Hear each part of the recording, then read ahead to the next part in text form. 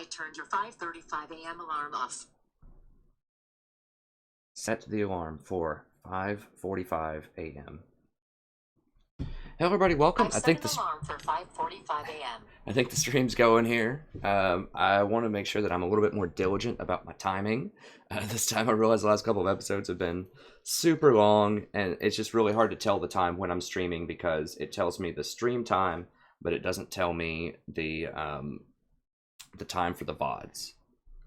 So, okay, let me go ahead and start a VOD here as well. Actually, let me make sure that my... I'm trying to get the comments going outside of the stream. I'll figure that out. Let's go ahead and start the VOD. Make sure streaming's working. Everybody's live. Let me just type.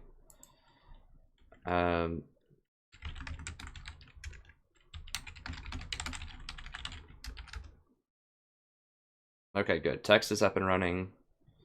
All right. Let's start the VOD.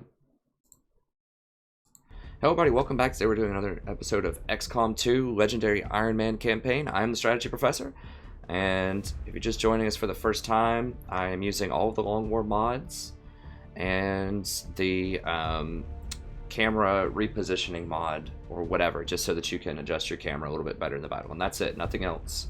I do have through Shin's Last Gift, so I have all the DLC so far that's going on.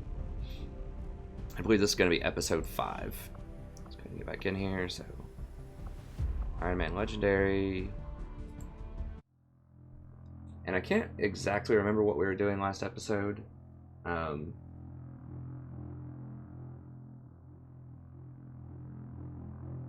I'm going to try to get the comments up on my secondary screen here.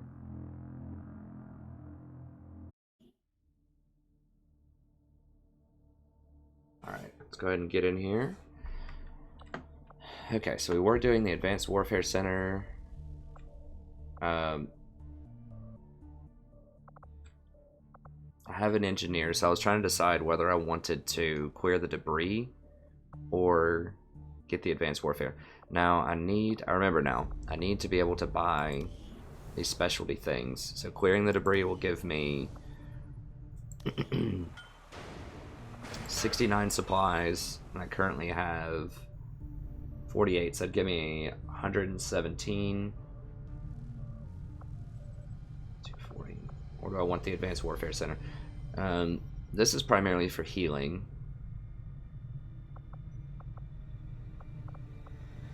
Where's my... We're picking up an unsecured transmission from some clown calling himself Van Dorn. Doesn't sound like the kind of recruit we're looking for. They have a lot of inside jokes. They have a good sense of humor. I need this guy back really quickly, but I'm not super hurting in terms of just my overall roster right now. It's okay. It's not great, but it's okay.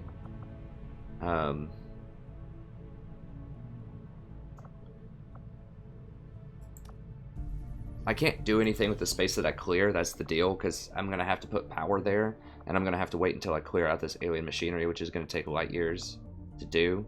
So I don't get any benefit from clearing that space right now because I'm full on power. It has to be a power center, and like I said, I have to clear something else. So it's just a question of, do I want the money faster over 6 days,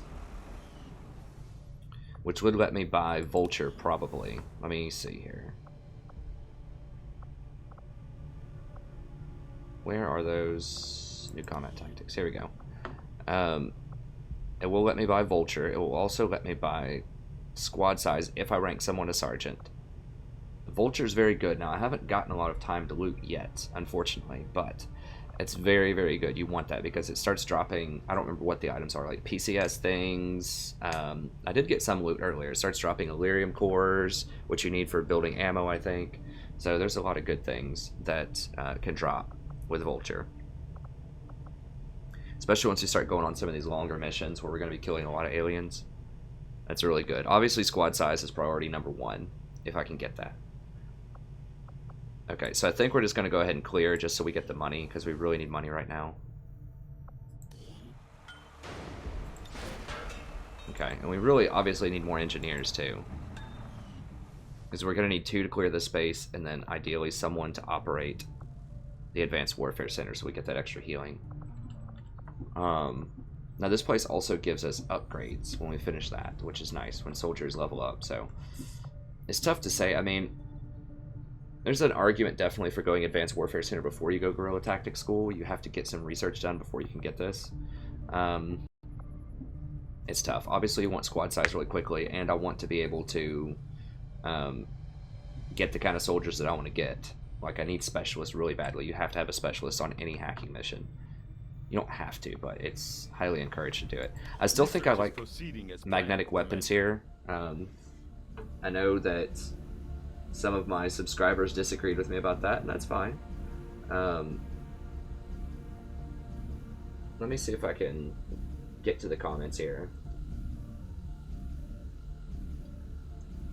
The live stream's not showing up on my secondary computer, so I'm just trying to refresh it. There we go. Okay, so I should have access to the comments now. I still think I need mag weapons. I mean, researching the other stuff is good. Let me view where's change research? Like, Advent Officer Autopsy is good. It advances the story, but I don't know. I mean, it's totally possible I should just go for Advent Officer upgrade. I can always come back to this if I want to. This would give me the access to Autopsy normal Advent, and that would allow me to get the spotter thing, the battle scanner. That's what I'm looking for. But I do need mag weapons pretty quickly. I don't know. I'll go for Advent Autopsy, I guess. And we'll wait on the mag weapons. We've already dedicated considerable resources toward the current research project. However, we can move on to something else if you'd prefer. The Advent officers appear to be similar. Let's go ahead and finish this. The same as the common Advent trooper in terms of power and agility. However, field reports indicate a more developed mental acuity, as the officers do provide tactical directives to the subordinate Advent forces. Now, I haven't gone through this even on normal. Sure that this new project takes highest priority, Commander. Once we have something to report, I'll notify you immediately. It said 6 days. How is it 4? I could have sworn when I hovered it said 6. Am I crazy? I'll have to go back and watch, but I could have sworn it said 6. That's what I'm saying. Like, some of the tooltips and some of the things are just unclear in this, and it needs to be crystal clear, because it's a big deal. I mean, this happened to me before where I don't remember what it was. It was like a glitch or just something was unclear about like the parameters of when I could move away from the black market and not when I bought something. I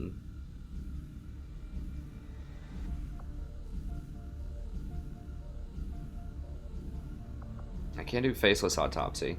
I mean, that gives you the mimic beacon, which is really good, but they nerfed it a lot recently. Like, it basically just gets one unit to shoot at it one time, which can be good if you're facing like a huge boss unit. Dropping a mimic beacon is very nice, but it doesn't get huge packs of aliens to all focus fire, because you can't throw it behind cover anymore. You can, but it can't take cover, and it dies in one shot every time. Working at the Advent clinics, I saw medical. Okay, I think we're good here. Considered nothing short of miraculous at any time before the aliens' arrival.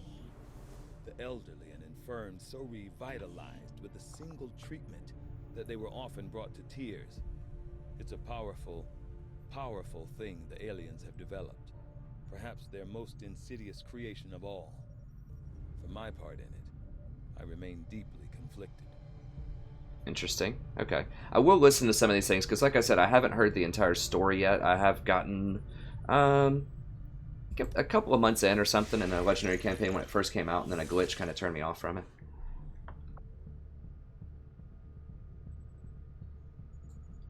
Where? I'm trying to remember. Okay, I need to make contact very soon, but I need to finish this heat signature also.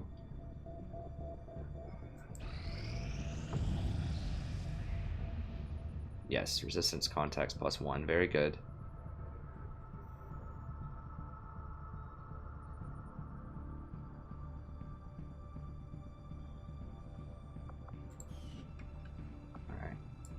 I need to finish this so I can get the black market auction house Setting ASAP. course for Sector 15, West Asia.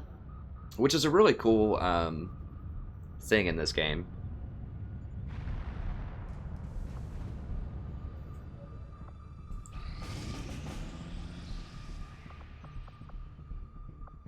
Let's see.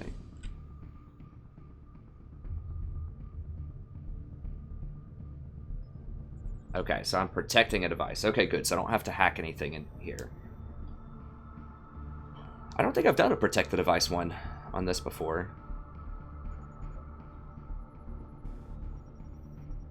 Oh, look at those supplies. That's going to be glorious if I can get this. That's awesome, because I really need that money now that I have the guerrilla tactics school.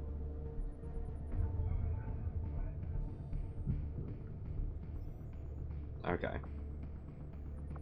Protect the device. Okay, let's do it. Setting course for Sector 1, the Arctic. So we don't need a tech for this necessarily. Like, obviously the tech is very, very good. Anything that's 100% damage is amazing. That's why I get the damage thing on those drones. Or on the little flying thing. Okay. I want the people with the... Yeah, I still want to bring out my best troops. I don't know, like, how dangerous this is going to be. It's probably worth bringing out at least one rookie. Although your people don't get fatigued in this, so that's a perk.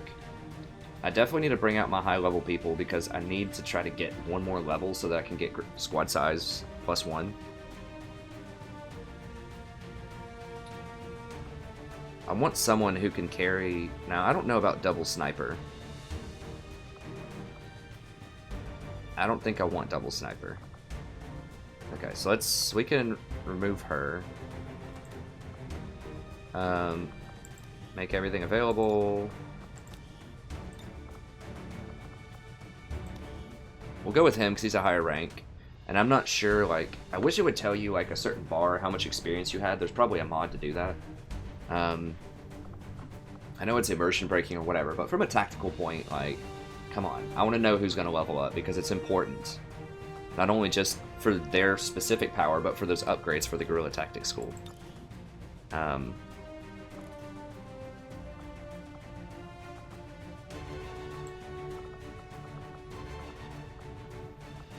do I change his weapon? Can't I give him, Oh, he does have the stock on it already.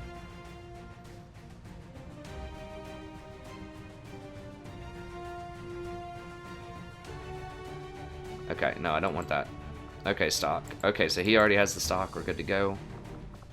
And he has the Shadow Keeper. Okay, good. This guy looks ready to go.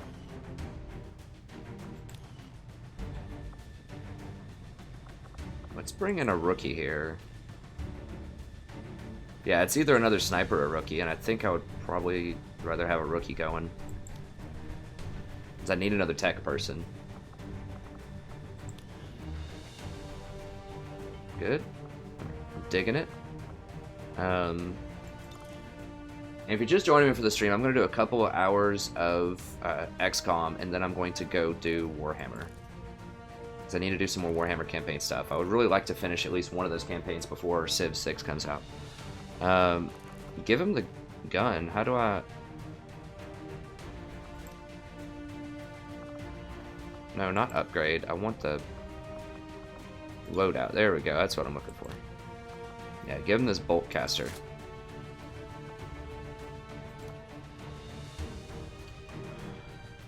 No, he always needs to be firing, so...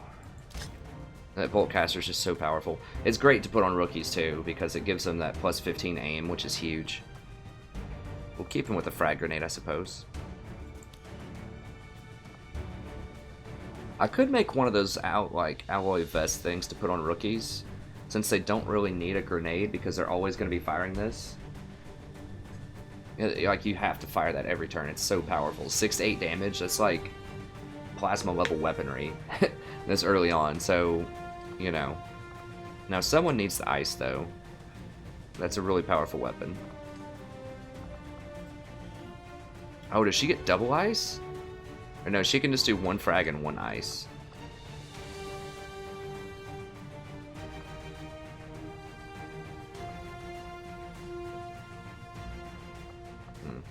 Now she gets extra damage on grenades, I think, right?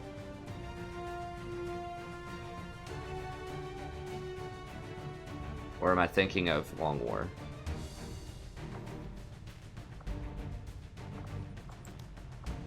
What does this do?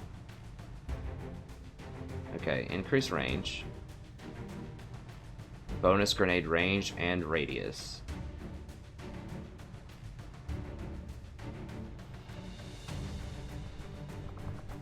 Does that include the frost? The frost bomb is something separate from frost grenade, I think. Let me just click on it and see what happens.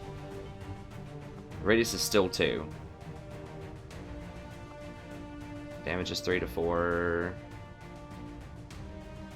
Okay, it's a bomb. It's not a grenade. Okay, so I think I want the grenade because it increases the radius and the range. Okay. Now I can either give her a shotgun. I think I like a shotgun actually, rather than an assault rifle. Shotgun's just such a powerful weapon. Now what's going to be a problem? Probably sectoids.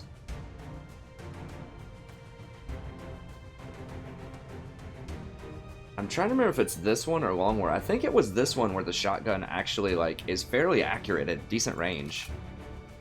I'll try it out. Like it feels like it's more accurate in XCOM 2 than it was in the first XCOM. Okay, so we'll try that out. Someone needs the frost bomb though.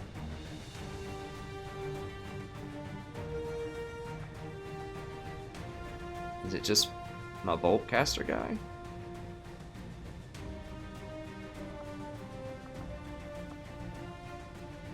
I mean, I guess I could do it with this guy. Yeah, let's just run it with this guy just in case. I mean, because he could potentially Hunter's Axe from range to hit something and then Frost Bomb after that. Yeah, so he's got a lot of utility. That'll give him something to do in case he can't dash forward, in case it's too dangerous. I can Frost Bomb. We have some good mix of range here and close up. Oh, I like it. Let's do it. And we have the old flashbang just in case. I think flashbang breaks mind control if a sectoid mind controls somebody. It feels like they do that a lot less in this patch. I haven't even seen him summon a zombie yet, I don't think. We've done a good job of killing them very quickly. But when we see them do things, it feels like they do panic a lot. In position for deployment. When the game first released, maybe they dialed it back a little bit, but I remember just like... A hacker working for the Resistance installed a data tap along the Advent network in this area, and the data they're retrieving is critical to the aliens' latest operation. Recon suggests the aliens are already moving to destroy the device. That data is too valuable to lose, so we're moving in to secure the area. Eliminate all hostile contacts and protect that gear.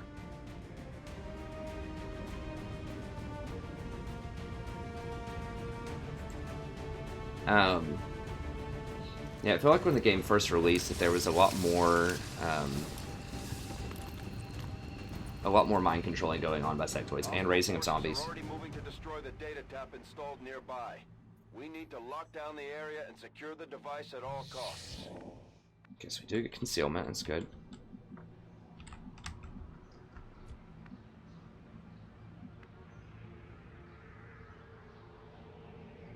Okay, so with Phantom, he remains concealed when the rest of the squad is revealed.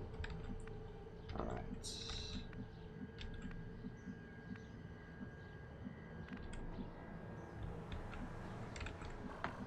So we need to move up there swiftly. I'm trying to see, is there any good place for sniping? Oh, I think I played a map like this before. I know the maps are a little bit different, but sometimes they feel similar. So let's go up with my Phantom guy.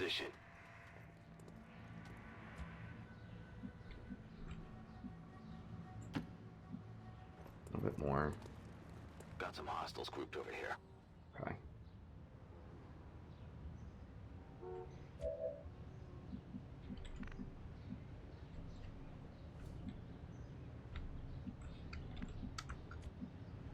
Alright, so I definitely want to try to pick them off.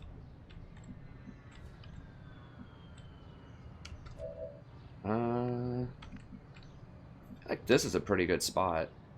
I think I'll be able to shoot over this half cover. I'm not sure. This seems pretty good. It's a bit far away, but it is full cover. There's virtually zero chance of pulling anything over here. I mean, there could be something way over here in this corner, but highly unlikely. Here's also an option, but that's getting a little closer to flank territory. Now, when I wake them up, they're probably going to run behind this truck. There aren't floaters in this game that I know of. I mean, there are those little... There are really fast things, which we'll see eventually, but... like, and the sniper can't shoot the entire distance of the map like they could in the first one, so... But I think it's safe to kind of hide them in the back. It's safer, potentially. I don't know. I think the floaters turned into some other, like, Archon thing. I don't remember what they're called. But they can definitely still get to backline stuff. Okay.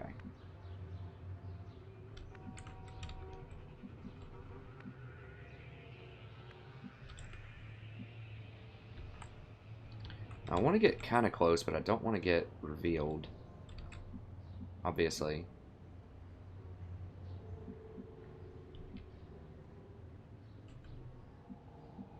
Run up to here.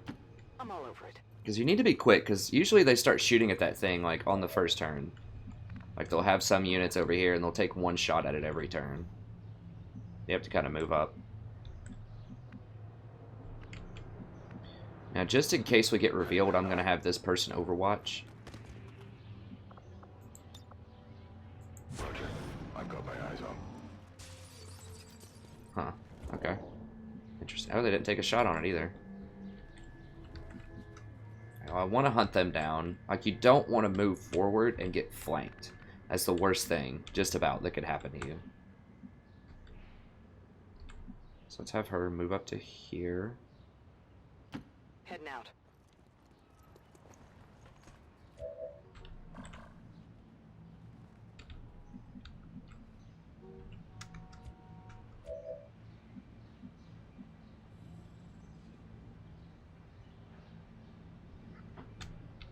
They're behind cover.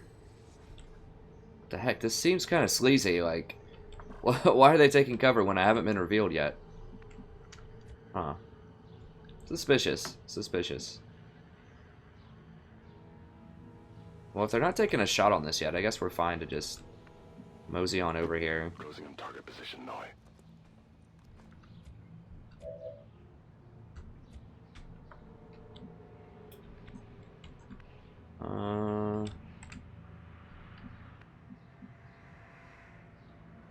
I would like for this guy not to be revealed. I want to use him. So I'd like to be able to kill him with just 3 people, if at all possible. Eyes on the prize. Hey, Echo Page, good to see you, friend. Thanks for joining.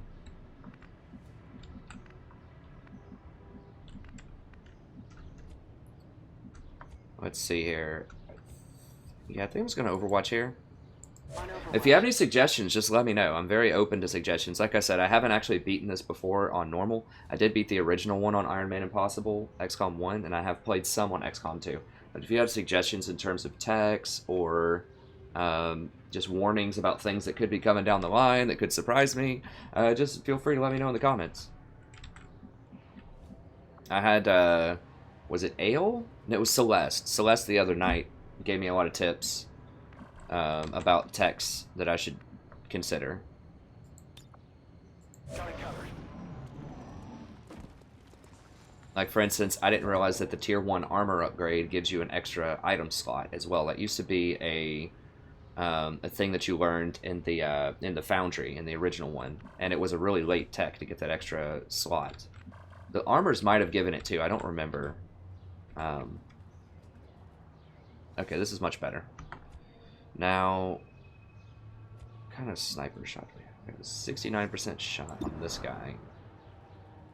It's a 40% crit chance.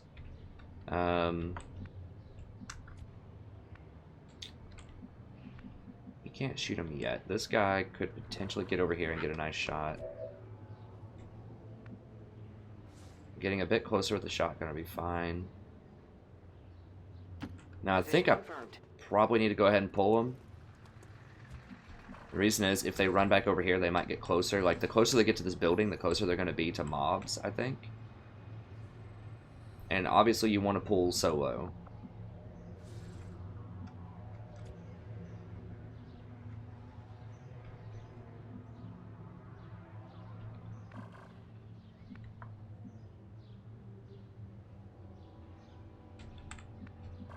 I'm not sure where this guy's going to run. I want to run up here and see if there's anything else here, but I'm just going to save his action. Okay, so I think I want to pull it this turn with the sniper. I need to move her up, or him up a little bit more. Let's go ahead and do that. Now I could open with this guy. Now he does a lot of damage though. He does even more than the sniper, and that's a higher percent chance to hit than the sniper, I think, right? Yes. So I could overwatch with the sniper. Because the further you get away, the less accurate the sniper... Like, once the sniper gets past a certain range, then it starts getting less accurate, and then you can't hit him at all. So it's kind of a deviation, whereas in the first XCOM, the further away you got, it was always more accurate. Like, there was never a cap. Good morning, Ale. Good to see you, friend. Yeah, so I think I'm going to go for this Overwatch shot here.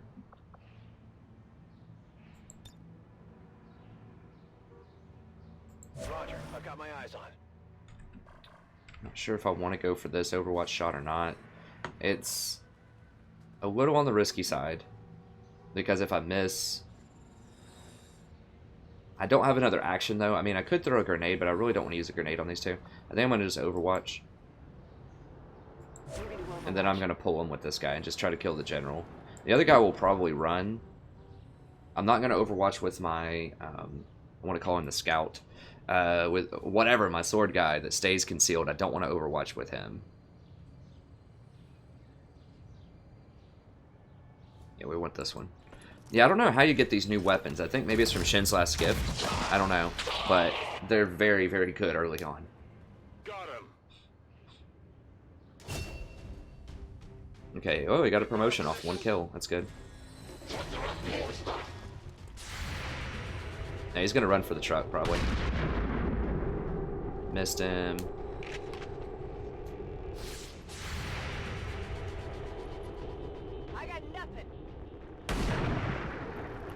Oh, see, they have that one extra health, though. This is what I was talking about, why I want to rush mag weapons, because you really need to kill them on the first turn. And sometimes you just can't do that. Once they start getting a little bit more health, which they usually get more health over time. Now, do I reveal here? I could run up and sword him, but that's way too dangerous. There's all kinds of stuff that could be over there. It's possible I should have just saved a grenade for him. Question is, do I want them to take a shot, or do I want to run forward? He's still going to be in full cover even if I run forward.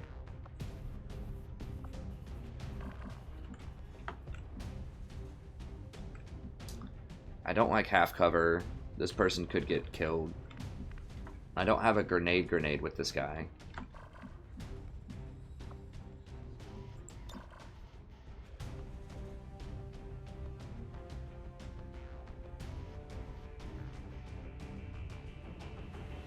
It's a 100% chance to hit, which is good. How accurate is this? No, not accurate. Not gonna waste that. Well, I don't think that I can run up that far. I think I'm gonna pull something else if I do that.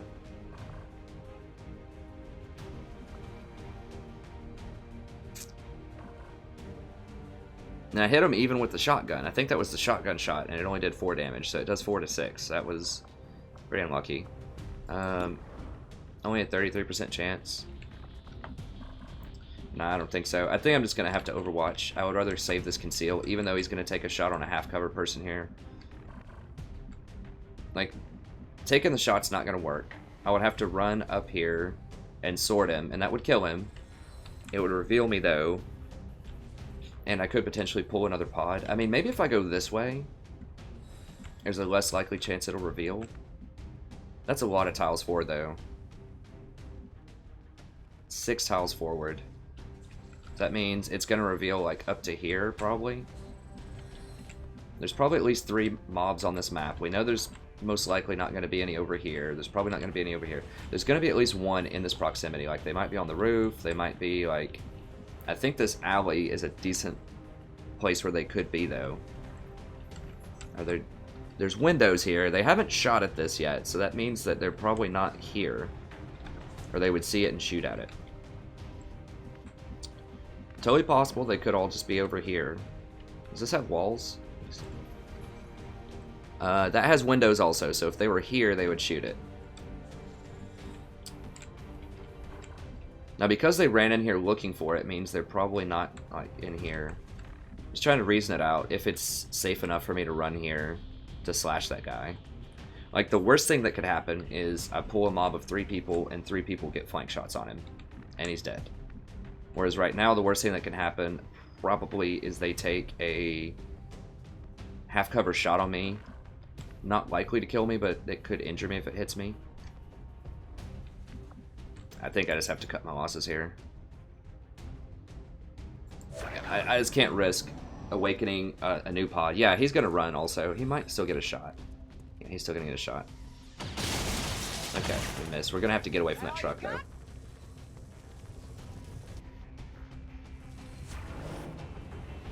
I don't remember if the back part blows up or not, or if it's just the front part. Boy, did he Overwatch? Is that Overwatch?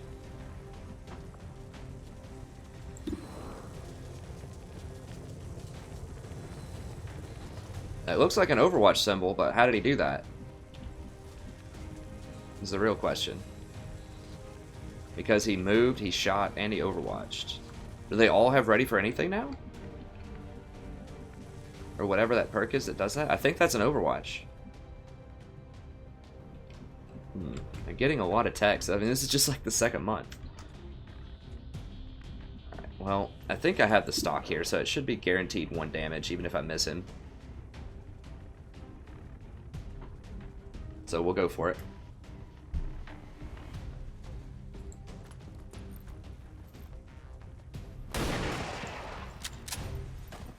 Okay, Overwatch canceled. So he did have Overwatch. Taken care of. Wow, okay.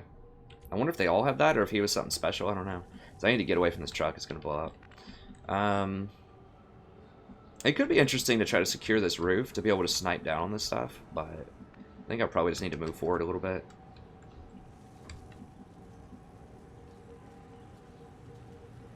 Now, this guy's still concealed, though. He has that Phantom perk. We figured that out last time. I think I'm okay to dash up a little bit here, because I'm still concealed. I have eyes on the enemy. Okay, yeah.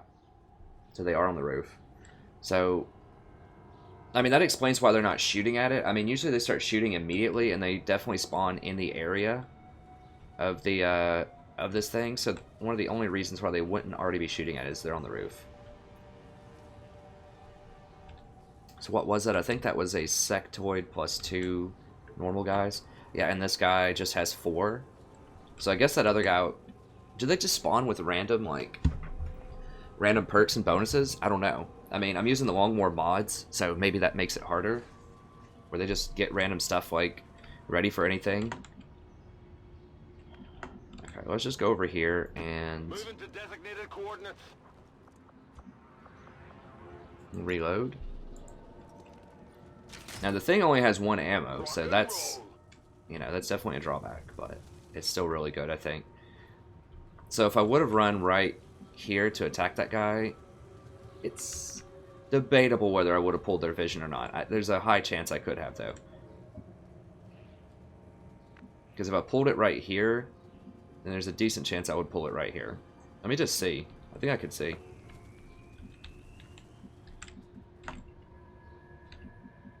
Definitely pull it there. No, I would not have pulled it with that guy, but I still don't know if there's more people over here or not. Alright, there's some civilians over there. Okay, so maybe I could have sorted them. I still think it was the correct play. Alright, let's just move over to here for now. Heading out. Now, Overwatch shotgun shots are not usually the best, but I'll do it anyways. I still have a decent chunk of ammo. Moving to Overwatch. So I think that would have still hurt the back. Okay. Alright, so I think we're just going to wait here and overwatch them as soon as they land. These guys don't seem interested in moving. There's no pressure on the device. So I'm cool with just blowing them up as soon as they show up. Now, I'm not sure what they're going to show up with, so I might just want to go ahead and start backing over this way.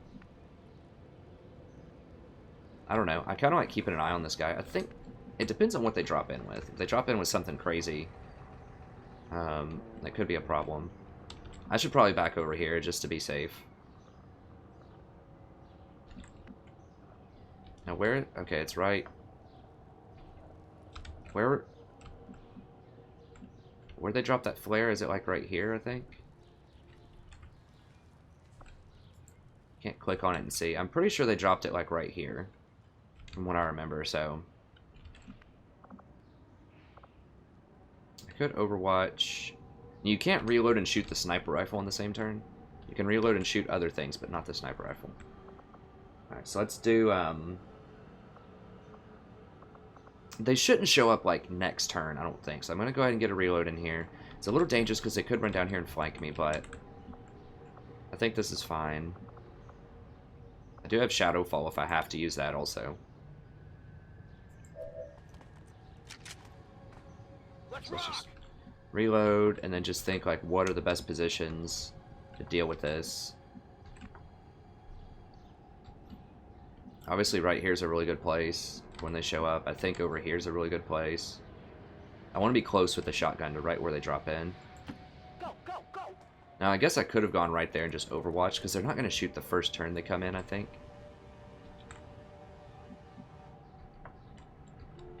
Actually, this guy, I think right here might be okay. Position confirmed. Got it covered. Oh, we can pistol overwatch though, so that's good. And then, these things didn't move last turn, so I think they're just stationary. I don't think they're going to patrol.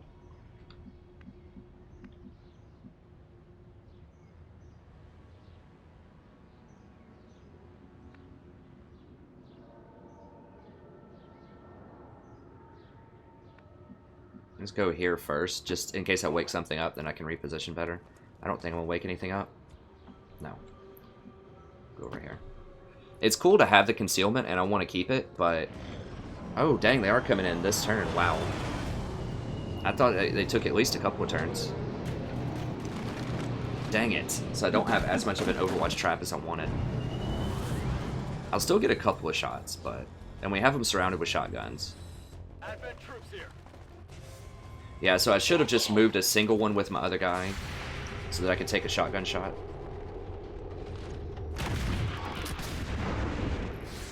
Nice. So that bolt, the bolt shot killed the officer. Okay, good. I should be able to see him right here, right? Yeah. So I should have run... Who was that with? I can't remember. Oh, this guy. I should have run to like right here and just overwatch, and I could have had one more shot. Okay, I think I just want to reload and fire. Reloaded. Basically a free shot here.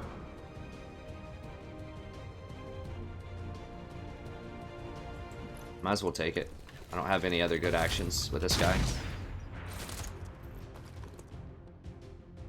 It's still moving. Now I would like to not... I would like to not reveal my shadow guy if I don't have to.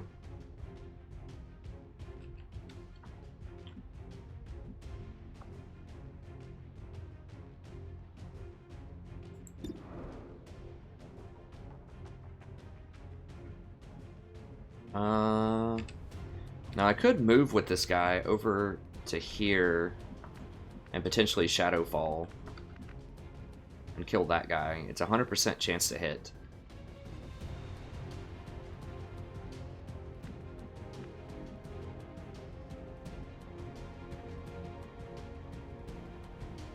And I would like to go stealth again. I would like to use the shadow fall to get the stealth. Yeah, let's go ahead and do it. On the move.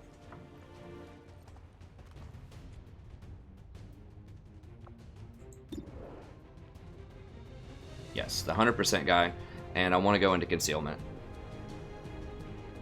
Actually, let me wait on that 1 second, because if I go into concealment, this guy might wake me up immediately. Okay, so the other guy's dead, 100%. Now, if I go here, this should be a 100% shot, I think. Or right here might be better. I could go right here, and this should be 100%, I think. It's a shotgun. Is it already almost 100%? It's 85. Now, right here, if I'm directly next to them, it's 100% for sure. But I think if I'm one tile away, it should still be 100%. I would have some cover. Let's go and do it. Yeah. Okay, so he does still count as flanked. Sometimes with half cover it's wonky, or at least from my experience it has been. Yeah, well, he should be dead.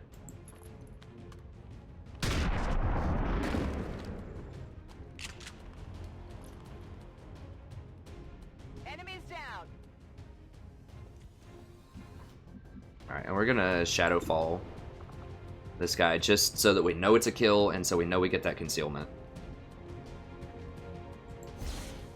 These weapons are sweet. These were not in the base game, but I like them a lot. I don't know if they're Long War or if they are like Shin's Last Gift or what. I don't think they're that imbalanced either. They are really good, but frankly, you need some help early on. It's just fun because it balances out the RNG. Like, it just gives you a lot of extra tactical flexibility, which I think is really cool.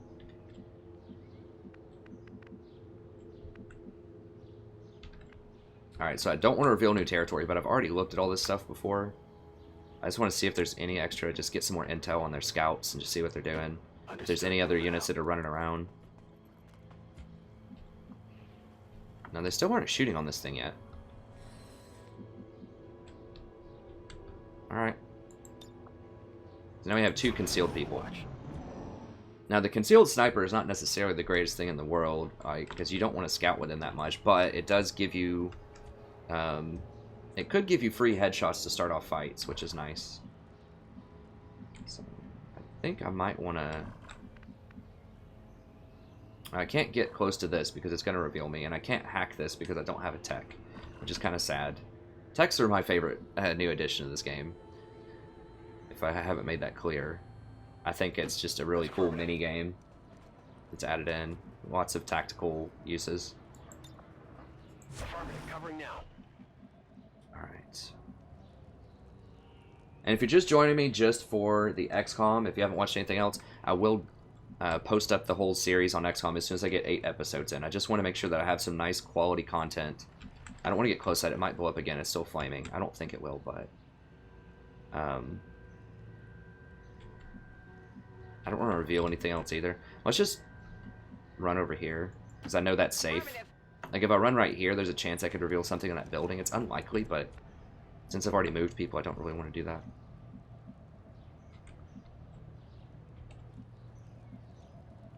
Yeah, same reason I don't want to go here, because I don't want to risk revealing anything right there. I'll just stand in place, reload, overwatch. We're not really in a rush right now, because they're not putting any pressure on our building. But yeah, I am going to put up the whole series. I just didn't want to die on like episode 4 and lose everyone on a crazy mission, and then just that be it. That might happen in a later mission, but I want to guarantee at least 8 episodes before I post it up. It happened when I tried to play the Chaos campaign in Total War Warhammer. Second, well, it wasn't the second term, it was the second episode. We got wiped out. It does happen. I mean, I'm not God, you know. I make mistakes. Especially if I don't understand all of the tactical rules. So if I don't, like, know what all the research is going to be, don't know what all the techs are going to be, all that kind of stuff, I could definitely not do an optimal build. I know in Long War, like, you really have to have a plan. Like, I had to sit there and map it out, like, with a spreadsheet to figure out, you know, which techs I wanted to get at which points. Because it's very, very competitive. Long War Impossible was really hard. Okay, let's go up with the sniper.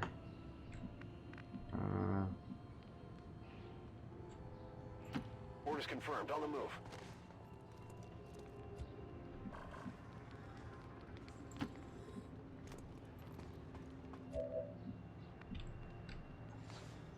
Is it just that one pod? No way. There's got to be another pod somewhere on this map. Make sure he's not going to see this.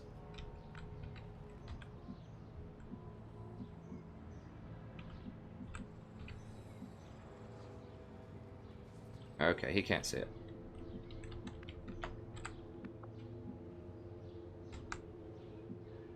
I'm on the move.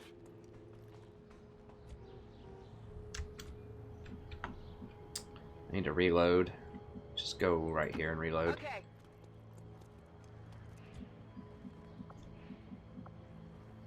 You know what would be really sweet? Well, I don't want to. You don't want to kill him with explosives if you can help it, because it can potentially blow up your loot.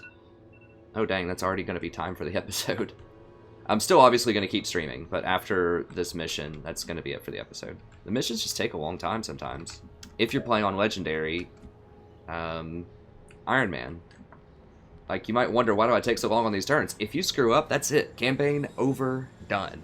Like, you have to play nearly perfectly. At least you did in Long War. And I assume this is probably similar. Alright, let's move a little bit closer. They can't actually see us until we get to, like, right there. Wait, why is it showing me red or yellow movement? Did I already move once? Yeah, I've already moved once. Okay. I got confused which turn this is. Alright, so let's go ahead and conceal Overwatch. And conceal. That's fine.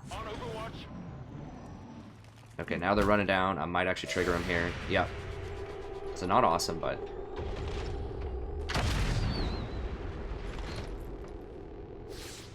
Now, two of my other people are still in Overwatch. Or, still shrouded. So it's not great for Overwatch traps. It can let you potentially get around for some good flank shots because they don't know where you are. Like, for example, right here, he ran into a flank because he doesn't know that my guy's there.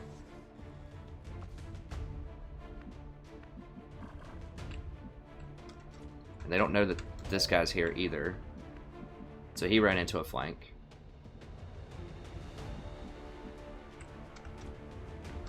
Alright, well, this guy just has to reload and fire, basically.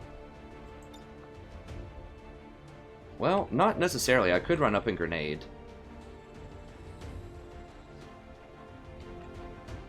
I need the sectoid to die, for sure. Can I flesh him? Wow. Yeah, that would kill him. 100% kill him. It's dangerous to run up that far.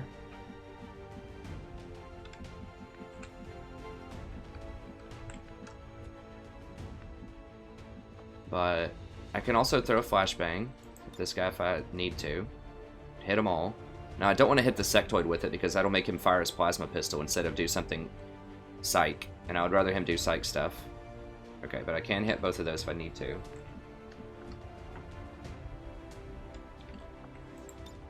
I could potentially run up to like here and throw a grenade, but that would be, I would be out of half cover. Okay, with this person, I'm almost certainly going to throw a grenade here, or launch a grenade.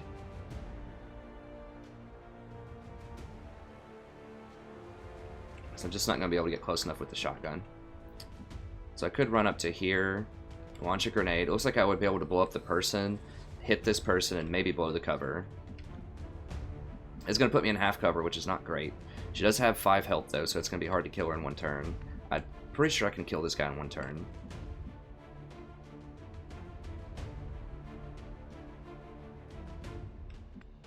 Now, I could blow up this thing also, so that everyone got cleaner shots on the sectoid.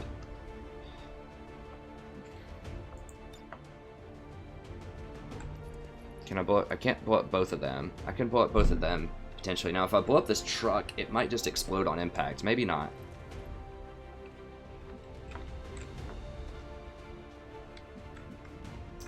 Either way, I think I need to move up to get a cleaner shot. So let's go ahead and do that. This guy can't move. I would like to get full cover, but there's just not any here. I'm a little scared to go up and flush that thing too, because I don't know what else is over here. It's unlikely there's something there because it would have been shooting through this window, but it might be up on this roof. I don't know. Okay, so let's see what we have here. Oh, I can't quite hit them both. I might be more interested in this shot, actually. Because that could potentially blow up this thing's cover. Or I can't get this cover and this thing. It only deals 3 to 4 damage. What's the most dangerous thing here? I mean, I really wish I could hit... It looks like that guy should be within that circle, right? But he's not. This would blow up the truck, maybe. It may not blow it all the way up, though.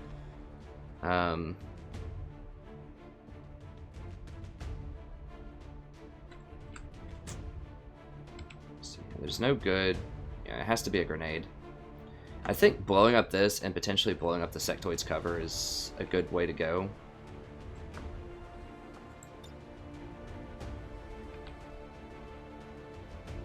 I could blow up the truck. This guy's less of a threat, though, I think. He's just a normal guy. I mean, he can still hurt, for sure, but...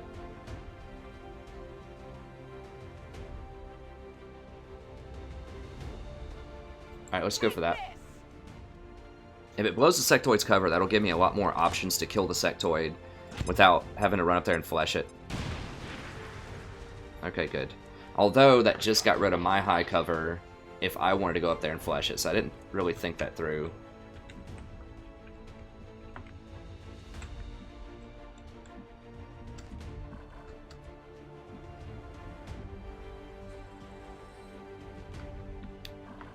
Because, yeah, I could run up here and flush and kill that, and I would have had high cover if I did it. So then if I revealed something, I maybe would have been okay. But now I don't have that option. Although I still have a pretty good shot if I want, and I can use the throwing axe. I'm not sure if there's going to be a better opportunity for it.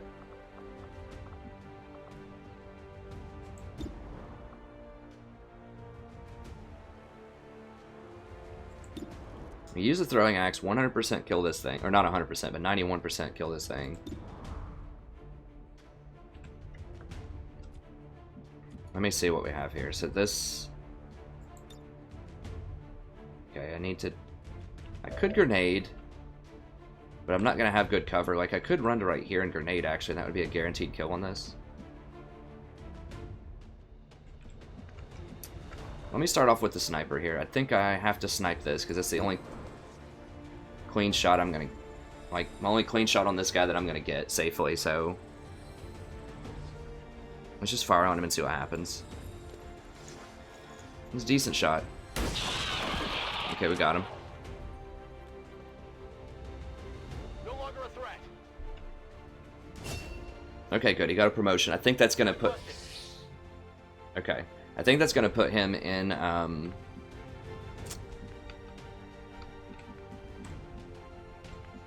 that's going to put him in the range for me to get the squad size upgrade +1, I believe, if he doesn't die this mission. Alright, so I think I want to go for throwing axe plus shotgun shot on the sectoid. That should potentially kill him, and then I can use the grenade on the other person to kill him.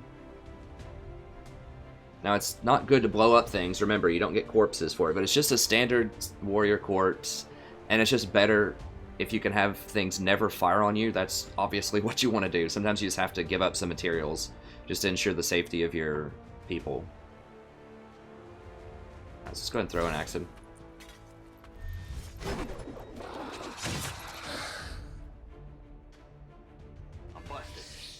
Yeah.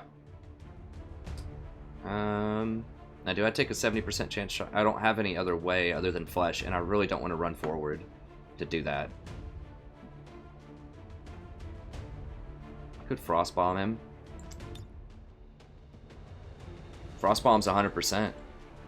I mean, if I run into anything else crazy, that's not going to be good, but frostbomb is 100%. And that's better than 70%. So maybe I just run up here, grenade this guy, frostbomb the sectoid, and then next turn kill the sectoid. I think that's what I'm going to do. Just for full safety. Because I don't want this thing running to another pod also. Alright, let's go ahead and do that. Reveal, kill. You always want to try to do that as much as you can. That's why it's so important to upgrade the weapons, I think. I am potentially going to do the armor, but the weapons are really important as well. It's tough. I don't, you know, there's no good answers. I mean, that's what's so great about good strategy games is there's not, a lot of times there's not a great answer. Okay, so I'm just going to go ahead and freeze it. I do have a 77% chance shot on it, but you know what's better than that? A bunch of 77% chance shots. And this is either the last pod or very close to the last pod, and I don't think we're going to run into any faceless or anything crazy in this mission, so we'll go ahead and use it.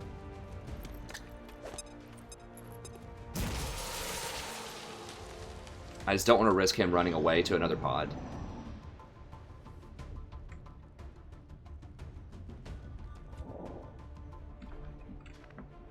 Alright, who hasn't had a promotion yet that needs one? Locke hasn't. This guy has. Alright. Take a shot at him. Now, okay, he's revealed. Everybody's revealed, so I can't run up and sneak scout people anymore. Yeah, let's just go ahead and take him out here. Try to, anyways. See if we can get a promotion.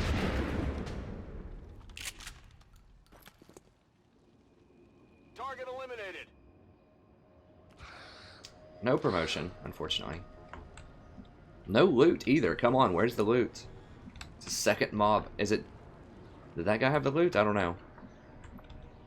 Alright. Let's go ahead and just reload. Because we're not under any... Good to go. We're not under any rush right now, because they're not pressuring the thing. So I don't want to reveal anything else. On Overwatch. I can move up maybe a little bit. Nah, I'm fine with this. Let's just go right here. Affirmative. Covering now. Okay, so...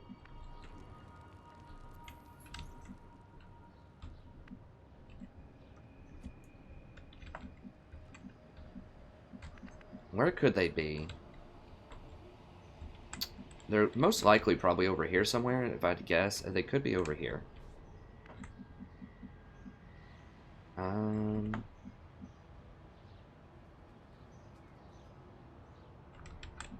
That's a bit far. I don't want to move that far just yet. Let's just go like...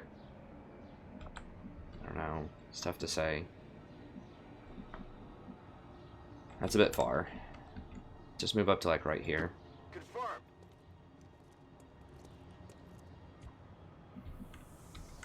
Okay, good. Okay.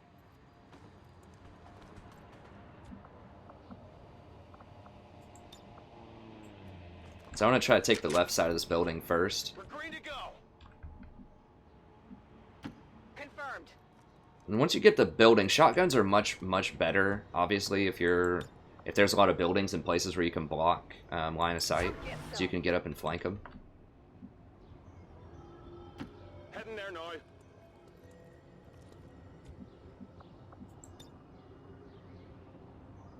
Come get some. I really need to overwatch him behind heavy cover. I should have done it right here because he has to reload and fire every turn in a firefight. Moving to Overwatch. Alright. So it looks like these things can only blow up once because this was already flaming after it blew up. You obviously don't want to be in an explosion.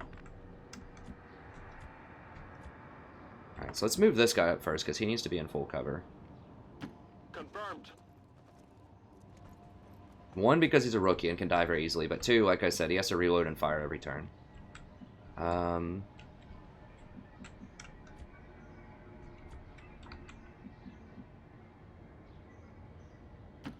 on the move. One tile at a time here. We don't know what else is out there. I don't think they're going to throw any crazy monsters at me. I really hope it's not like a muton or something. Because I just used my frost bomb. Closing on target position now. I don't think so. It did say easy.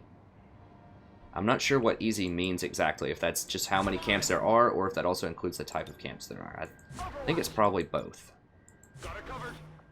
And if you're just joining me, like I said, if you have any tips or advice or questions, just let me know. Okay, so they're over here somewhere. So they're probably on the back, either they're on the roof or they're on the back side, because they would have shot at this thing through the window if they could. It's very weird. Usually they start shooting at it like turn 1 in a lot of my experiences. Let's go ahead and move up here. On my way. Objective here. Menace 1-5, we've got a line on the target. Move to protect that gear at all costs.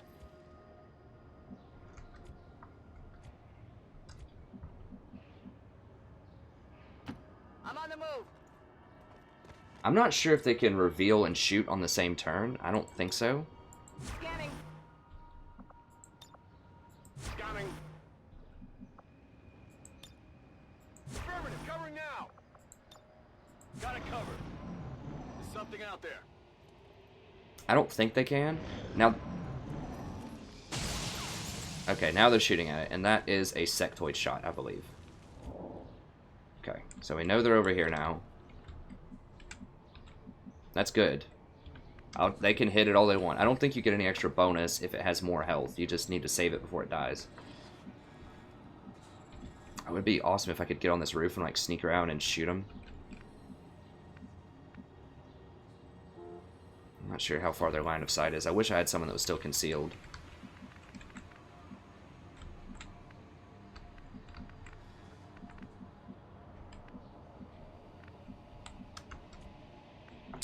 Sniper's in an okay position to hit him. This guy's okay. I think I need a couple more turns to set up. Alright, let's run over here. I don't think this should trigger him. No. It's close, but not quite.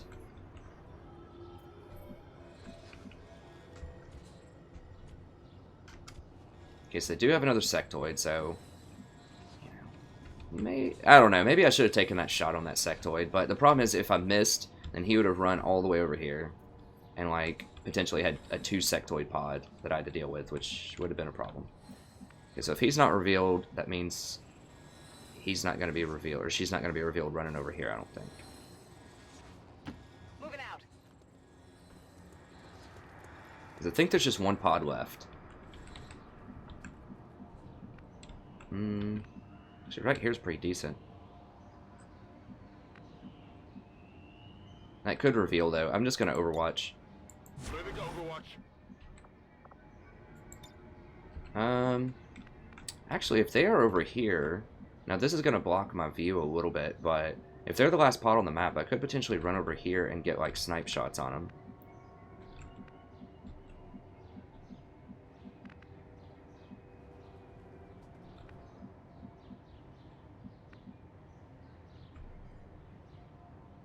I could also blow open, like, one of these walls over here and potentially get a shot on him.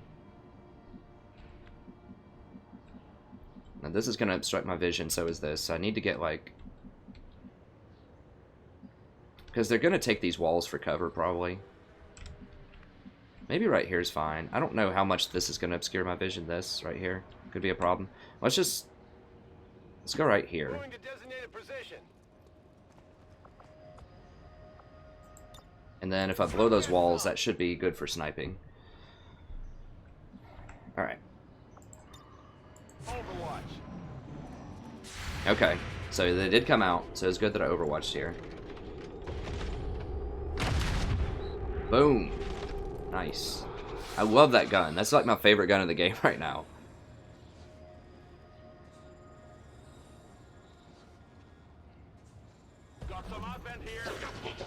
Okay, so one soldier. Oh, a drone. Crap. Oh, he got stunned too. I stunned the sectoid with that Overwatch shot. Okay, so I need to blow this up because there's a drone in there and I need vision of it. That drone is very, very bad news.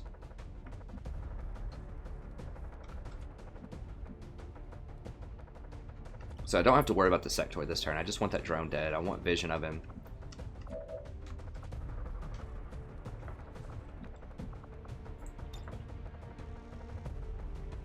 Is this going to give me vision? Can't fire up there. I hope it gives me vision of that drone. I hate flying units so much because they're just so hard to get vision of all of them. There was something that was going to hit. Let me see. Oh, that.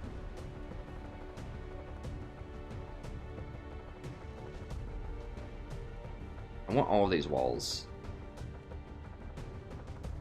That's about as good as I'm going to get. I mean, I would love to hit the ceiling too. Well, what is that? It's hard to tell with this camera angle.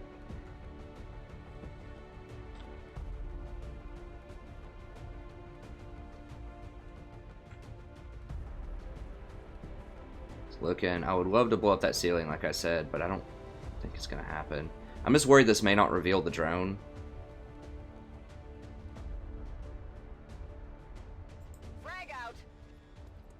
We'll see.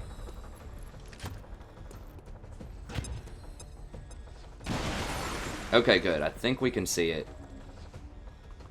And I shredded one of its armor, and I dealt 2 damage to it, so that's pretty good. Alright, so this thing's stunned for a turn. I don't know if that's just this turn, though. Like, it might wake up, because I did it during the Overwatch shot. So it might just be stunned for this turn.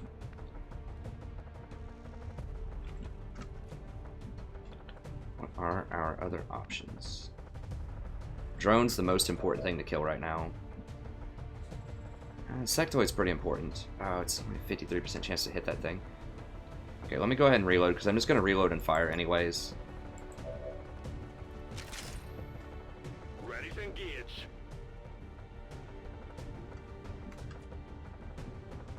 Drone has to go. I can't flesh the drone. I can potentially like walk over here and shotgun it.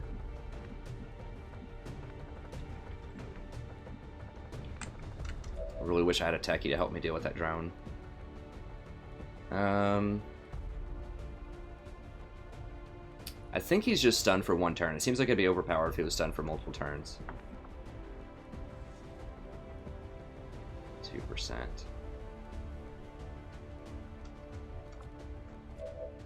Alright, so I'm going to kill the sectoid with my sniper rifle, I think.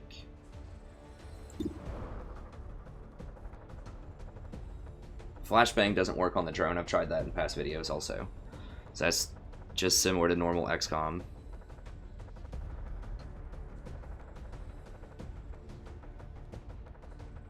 Like, if I miss him, I still do 1 damage also. That means next turn, if I shoot at him, then it would 100% kill him. So that's kind of my reasoning here too, because I have that stock. Okay. Okay, we got him. Oh, he dropped loot, finally. Hostile neutralized. Okay, so Carrying something. keep in mind that this drone is going to have enough movement to go over here and kill all of these people. Like, so I can't stand there and wait. I have to move forward. So basically this position is just as safe as this position in respect to that drone. This has a 61% chance to shoot it. And I can flesh this guy. I can't flesh the drone. I really wish I could. Okay, so we're just going to move up here. Now another option is I could just run like right here and just get as close to that drone as humanly possible with the shotgun, because the cover's not going to matter, remember. Okay, so let's I think I can do better than 61% with the shotgun. Let's go ahead and take this 82% chance shot right here. I hope we can get this guy. Hope I don't hit the thing too. Okay, good. I don't think you can kill your own device. I mean, that thing has a lot of health still, so.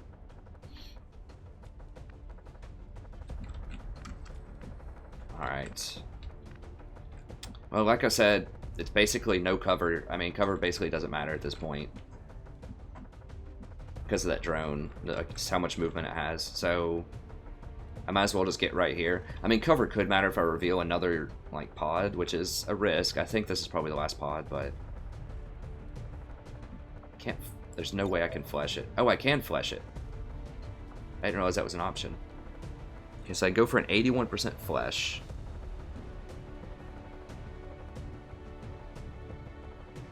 I have Blade Master that helps out so much here.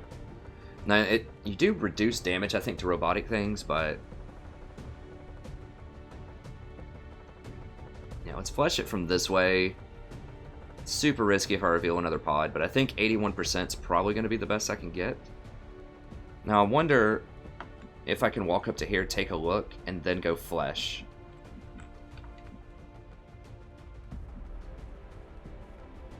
I don't know. Like, if I take a look with my shotgun, and then I don't like it, if I can run up and flesh after that, or if I have to flesh on the first move.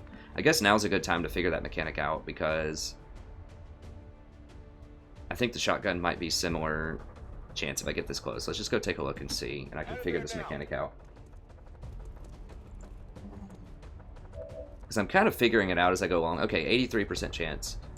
And if I wanted to, I can still flesh. Okay, so you can move and then flesh. Since it's a dash move anyways, I figured you probably could do that. But I just wanted to make sure. Like I said, I haven't played a ton of this game, so I did play a lot of the original XCOM and XCOM Long War, and I got pretty far in Long War. I never quite beat it on Beta 15, Ironman Impossible. I did beat the original one. So I think I'm pretty good. I'm not as good as like the best XCOM players out there, but I think I'm pretty solid, and I think I explained my reasoning pretty well. Okay, so 83 versus 82. I guess we have to take it. This is 4 to 6. Only one's going to get blocked, so it should kill either way, regardless of whether it's this or a flesh. Okay, let's do it. Okay, we got him. Got him. That's it, right? Come on, please be it. Status confirmed. Yes. All Okay, good. hostiles are down and the Perfect. area So is no one secure. took any damage. Status confirmed. Mission accomplished. Killed a lot of aliens. Got a lot of experience. It's good. We got that loot. If you finish the mission while the loot's on the ground, you actually get credit for it, so we'll check this out, and then I'll end the VOD. And then we'll keep going with the stream. I'll do maybe 1 or 2 more episodes.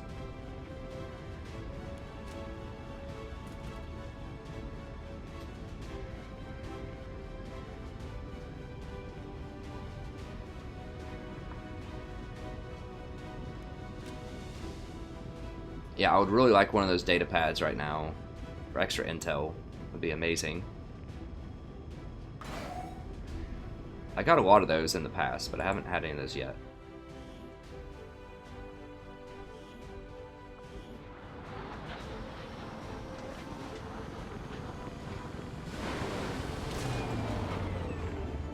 I never had any doubts about your capabilities, Commander. Excellent work as always. All right. Alright, so let's see what kind of loot we got here.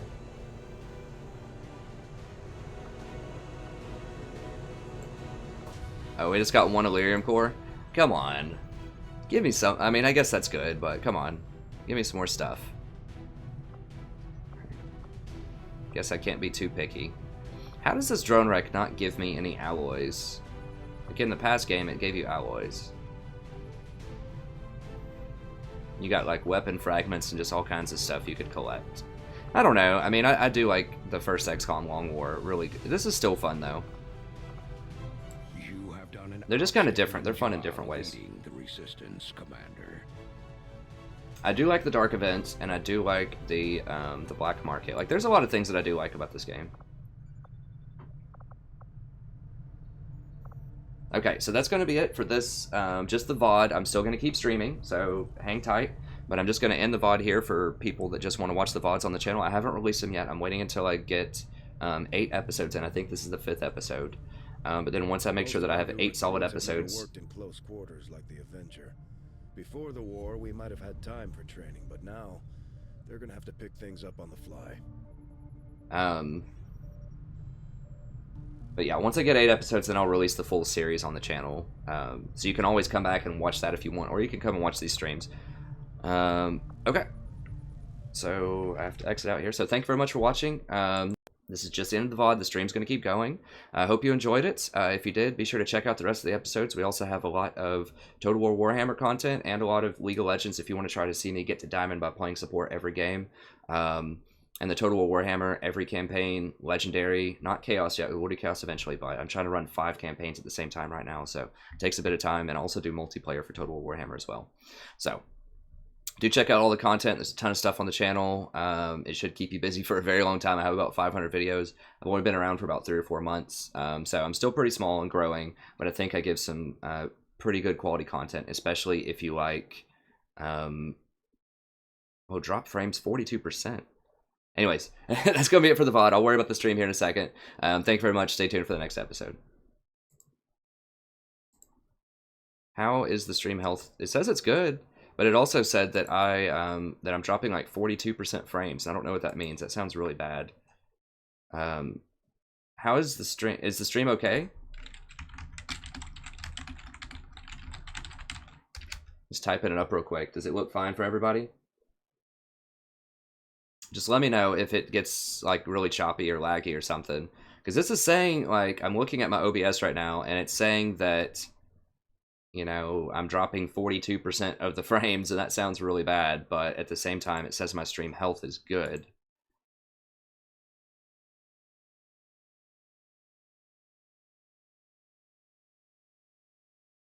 Okay.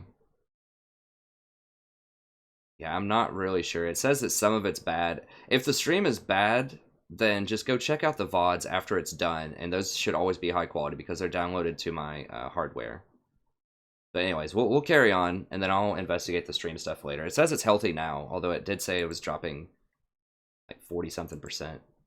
I don't know. I'll have to go back and watch it. But okay, let's go ahead and carry on. I'm going to start another VOD here. Hey everybody, welcome. Today we're going to be playing another game of XCom 2, Legend Ironman. I am the strategy professor. Let's go ahead and get back in here. I just got a weird computer sound. Hopefully that's not anything that bad. Okay, I think this is episode 6. Alright, and I'm live streaming this as well. Okay, thanks, Ale. Yeah, I don't know what some of these numbers mean, like 42%. That sounds like a high number, but in terms of the stream quality. Okay, so we're gonna keep that. I really wish I got a data pad. Exciting about working under the more intense conditions found on the Avenger. Every decision, every development is of the utmost importance. There's no room for mistakes here. I agree.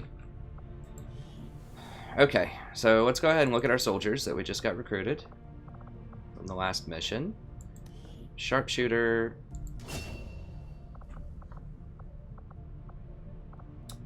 What is it? Take a shot with a small aim penalty for a significant damage boost.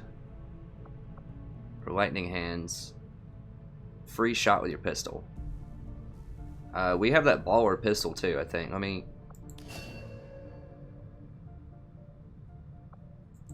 Okay, that's just.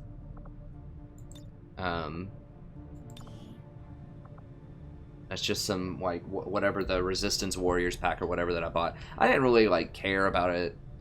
You know, I just pre-order. I just buy all the DLC for really good games. Well, not all of it, but I buy a lot of DLC for really good games just to support the company.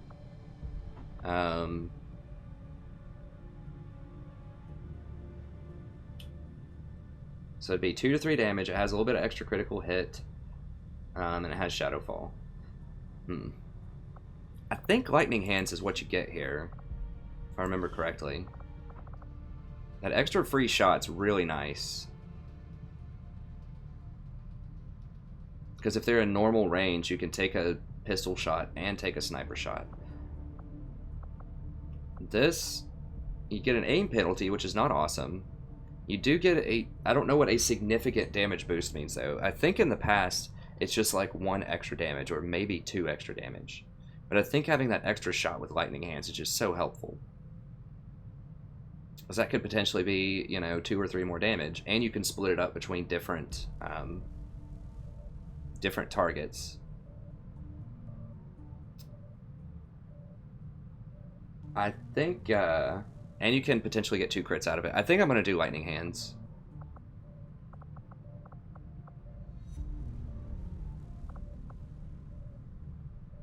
Because it seems like, you know, an ideal situation... Oh, let me check the timer too so I don't have a 1,000,000-hour episode. Okay. Let's go ahead and set the alarm really quick.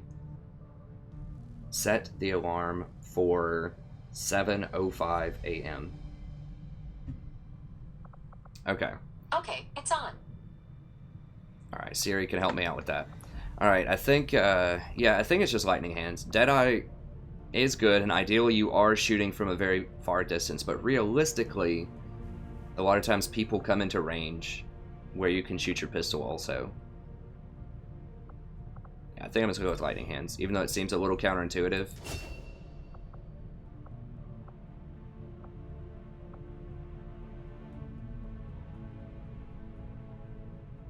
Yeah, we'll do that. And then, one more promotion here.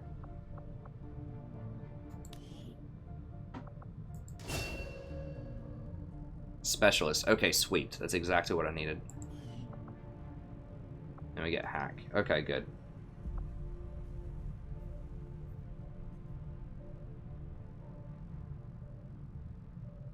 Haywire Protocol. Whoa, does he always have Haywire Protocol?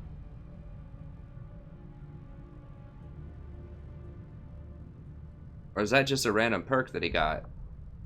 Like the gorilla is the I think the Guerrilla Tactics School gives the random perk, or I don't remember if it was the AWC. Either way, I thought Haywire Protocol used to be a skill that was pretty far down the tech tree.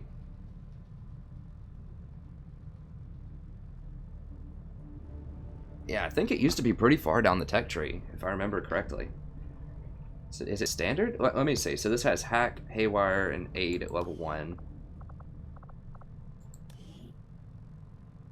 No, he doesn't have haywire, so I got haywire for free. That's what I thought. Yeah, sweet. Okay. Yeah, that's a very high level skill. It's like a tier 3 skill or something, I think. So, that's sweet. Well, I guess we got that. I guess the Guerrilla Tactics School gives you the chance to get a random skill when someone levels up. Okay, so it's already paying dividends for getting that. That's awesome. Alright, we just got a lot of cash. Speaking of Guerrilla Tactics. Okay, she's training. New combat tactics. Squad size, yes. Excellent. That is a huge power boost. A just monumental power boost. And we can get Vulture. Vulture's pretty good. Lightning Strike, I don't know. Wet Work's really, really good.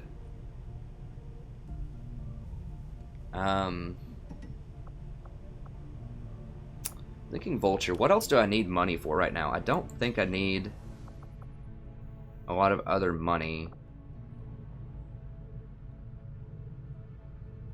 Hold on and see. When we get into our next fight, if we don't need money for anything else. Hey Sam, good to see you, friend. I have not played Mordheim City of the Damned. I can check that out sometime if you want. I need to finish some of these Total War Warhammer campaigns. That takes a lot of time. And then I can maybe branch out and play some of these other games.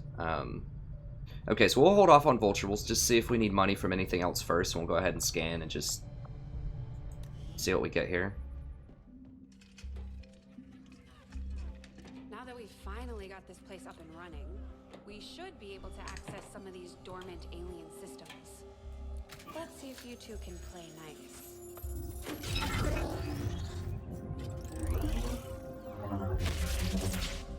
What the?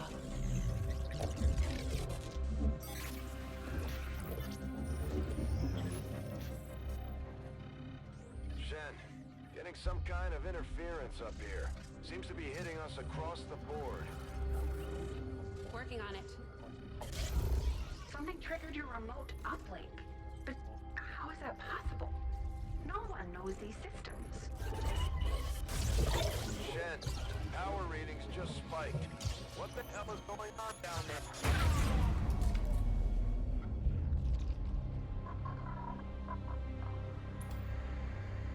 Dad? Commander, I'm too old to start believing in ghosts, which means someone had to access that unit remotely. If they can access Rover, there's no telling what else they might be able to do.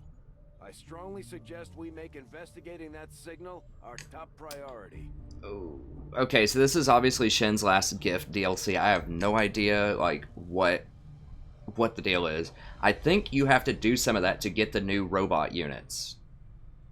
I assumed... The new uniform isn't bad considering, but sometimes I do miss that damn sweater. I assumed they would be much later in the game. I don't know the research that you need to get them, and I don't know, like, the materials it costs to get them. I have no idea. So I'm just as in the dark here as many of you might be. If anyone knows some of these things, if I'm walking into some kind of crazy trap, let me know. I know you don't want to do the Advent facility early on, because it's just too hard. Because they have mutons and other crap there. Like, you really need mag weapons before you go in there. At least.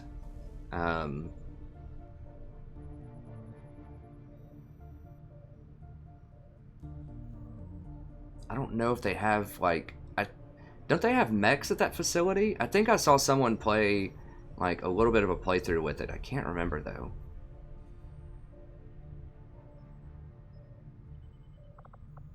I mean, I do have Haywire Protocol. Maybe that's why they gave me Haywire Protocol. But my hacking skill is not going to be that high right now.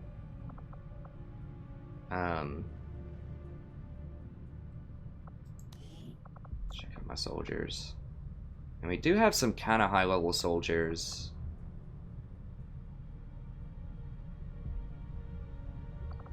What's this person's tech skill? It's only 50. I'm not going to be able to hack things that well.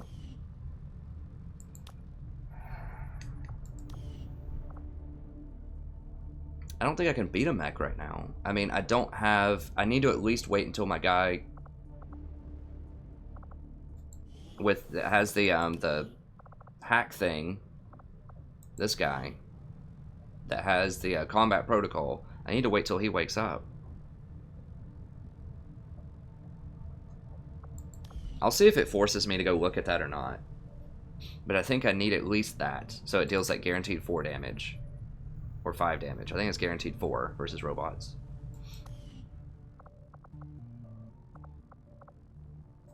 Hey, Commander. I could build a med kit. I don't really think there's a lot of use in that right now because things almost one-shot me anyways. I think I'm okay on that. I think Dad would have been proud of what we're doing here. For the first time in a long time, we're actually a threat to the aliens, and they know it. Now we just have to make all those people in the colonies remember what we're fighting for. My father didn't die so we could become a race of cowering test subjects for the aliens to toy with. We just have to get the people's attention. Okay. I just wanted to let her finish talking there. It's part of the story. Looks like Shen was able to confirm the signal's origin. Inputting the coordinates on the map now. I don't know if this is a limited time event also. I guess I'll go investigate it. New course. I just don't know how long I can wait on some of these things. I do need to make contact. How long until supplies? 15 days. Okay, so I have time to make contact.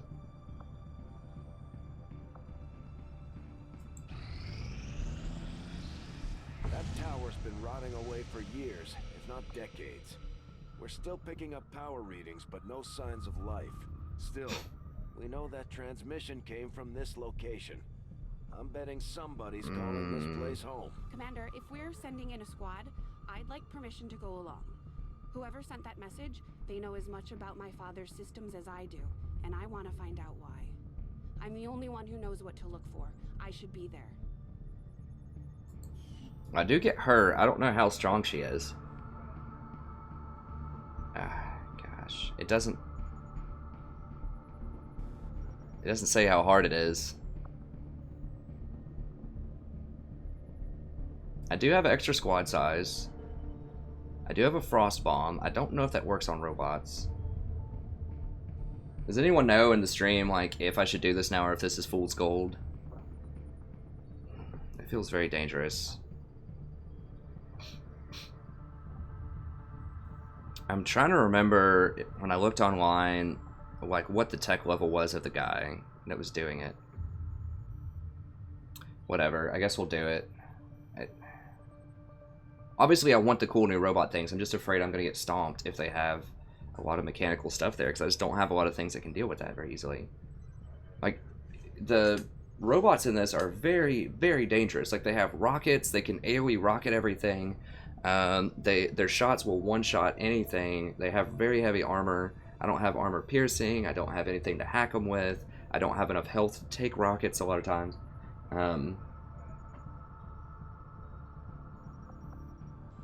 But maybe there's not a lot of robots there.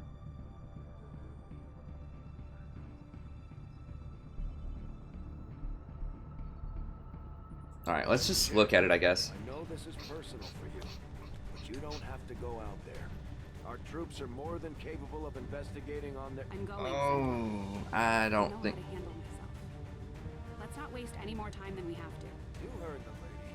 Lock and load. She is very high level, it looks like. I can't edit or move her. It says difficult. Look at how much health she has. 1, 2, 3, 4, 5, 6, 7, 8, 9. And I'm gonna have to bring people that have like 5 health.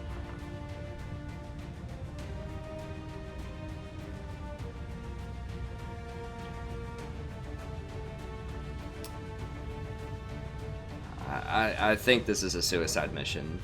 I'll tell you what, let me look really quick. If you guys don't know, just give me 2 seconds here. I'm just gonna look online really quickly and just see, like, when people recommend to do Shin's Last Gift. Just give me 1 second. Talk you to it, because I don't want to end the entire campaign going into something that I don't know what's going on.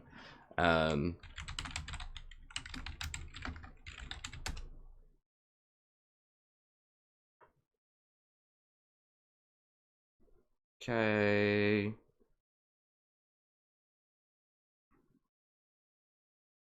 Just looking really quick. Just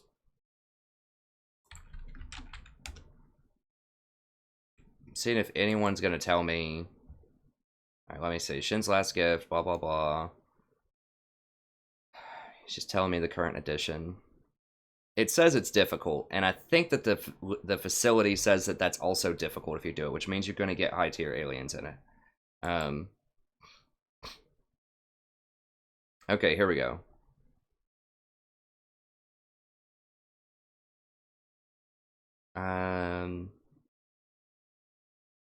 Yeah, okay, so this person recommends tier 2 for when you take down a black site, and they say to wait on the nest mission for alien hunters.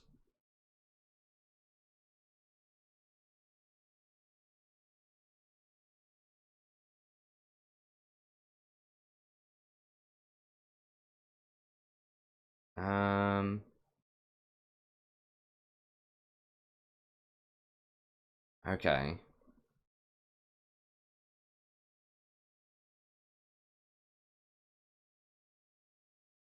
I'm looking. Said it's doable in month 2.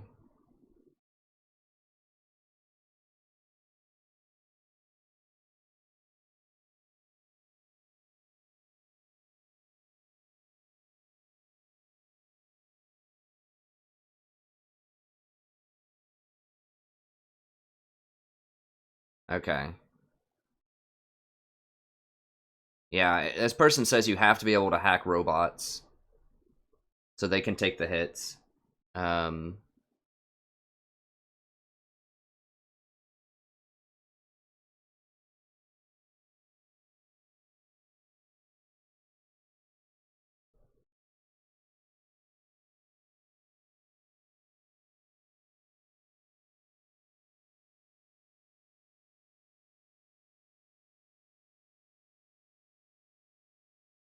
Okay, this person says if you think you can take on a sectopod, then you're ready. Oh, there's a sectopod at the end? I forgot about that. Well, there's absolutely no way I can do it then.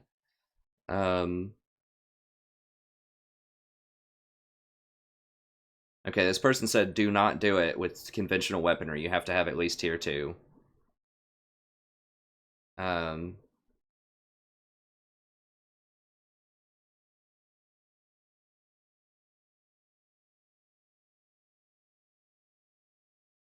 Okay, this other person says if you're playing on Legendary, you should do it ASAP because that spark is very valuable.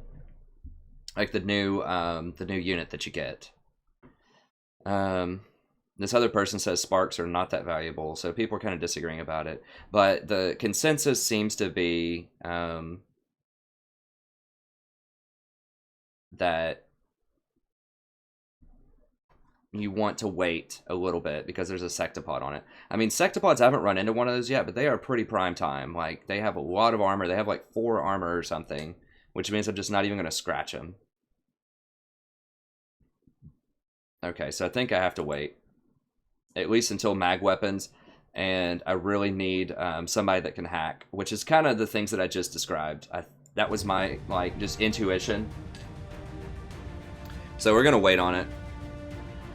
I just don't want to risk the entire campaign going into something or I don't know what's going on. And we only have one person that can hack in combat protocol. And I don't even know if she has combat protocol. Just with how decked out she looks, like I said, that just means that your other troopers probably need to look about like her to be appropriate. And it's just not happening. I probably need squad size 2 also. Yeah, I'm just going to wait on it.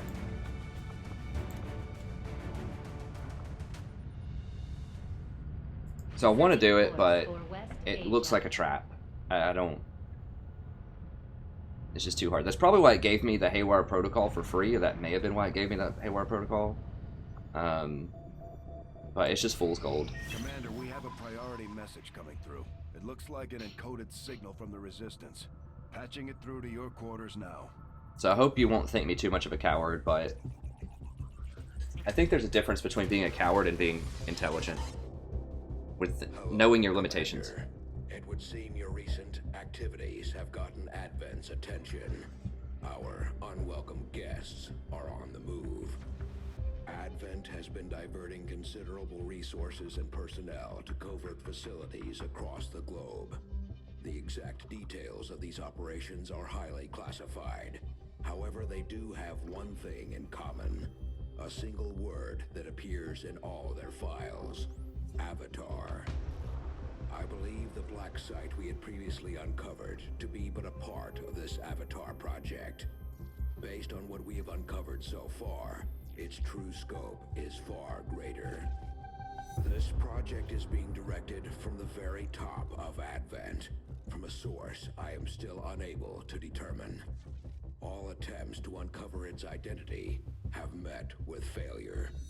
It is time to take a more direct approach.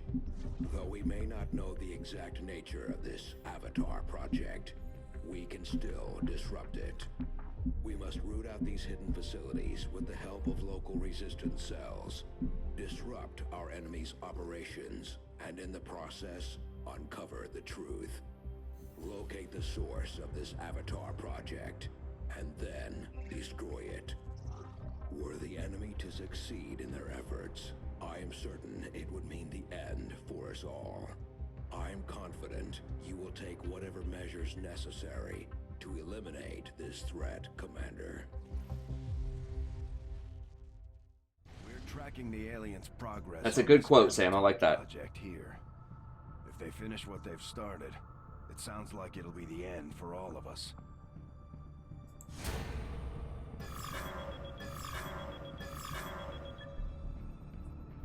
So Sam's quote was, a good general not only sees the way to victory, he also knows when victory is impossible. That's a good quote. I like that.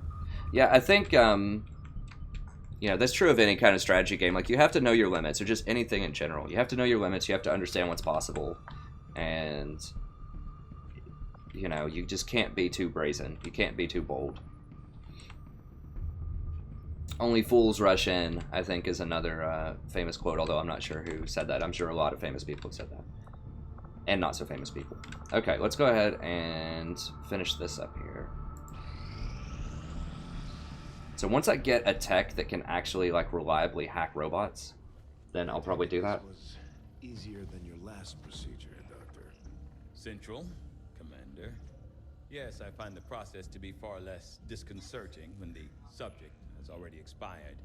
The results, however, it's best you see for yourself. My autopsy of the Advent captain has confirmed the existence of an implant, similar in design to the unit I extracted from the commander. But there are differences. What kind of differences? The data you see is being pulled directly from this Advent captain's implant. The sequence here is essentially you, Commander. Or at least the tactical information they were processing through your mind. As you can see, the data is nearly identical. They were using you against us. Yes, however, the Advent data shows signs of decay. Removing the commander from their network has likely caused significant damage. Network? Yes, what we're seeing here is a psionic network. These implants are capable of receiving and transmitting information, a great deal of information, somehow encoded in a stream of psionic energy. My working theory? Advent uses this network to augment the tactical readiness of its troops, as well as disseminate orders from its central command. Observe.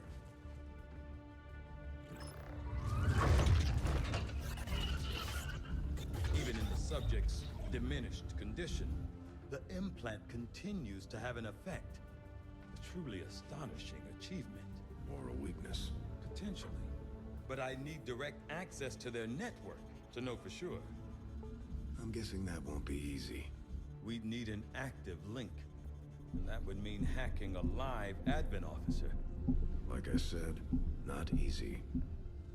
Still, it's the best lead we've got. Your call, Commander.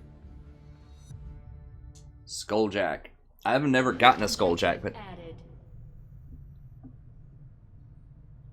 Okay, so I need a proving ground to get the Skulljack. I really want the Skulljack, a lot of it, just for the intel. Like, you get a huge hacking bonus, and then if you Skulljack someone, I think you can use it once per mission. Like, you have a chance to get, like, intel or other goodies as well. And it does a lot of damage, I'm pretty sure, if you Skulljack someone. It's like 20 damage or something. Okay, but I need a proving ground for that, which means that's going to take a very long time. So I need to clear that debris, get a power place, and then clear up the other alien debris from the bottom. Okay. We're making progress, Commander. I've updated our objectives based on the latest findings. The Advent captain seems to provide a means of stabilizing the link between the local subordinates and the Advent network tower itself. Okay, cool. Commander, if we're going to try to build this Skulljack that Tigan came up with, we're going to need a specialized facility to test it out. I should also probably get blue screen rounds before I do the Shin's gift. I think those deal, like, that's the ammo that deals a lot of extra to robotic units. Okay, so what do we want next? I think it's mag weapons still. We can't get plated armor until we get alloys, and we've killed so many drones, but yet we still don't have alloys. I don't know how to get it. I think we eventually get a mission or something where we can, like, hijack some of those. 3 days. Now this would give me a scanner.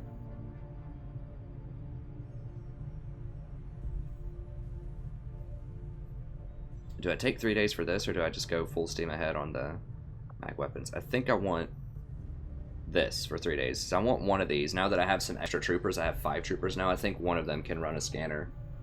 Yeah, let's go ahead and grab that. Knowing that my past surgical experience is limited, I am sure the crew appreciates that I hone my skills on fallen Advent forces before triaging our own wounded. To the uninitiated, the common Advent trooper is seemingly human. The aliens have disguised its most glaring divergence from the human form with a carefully designed helmet.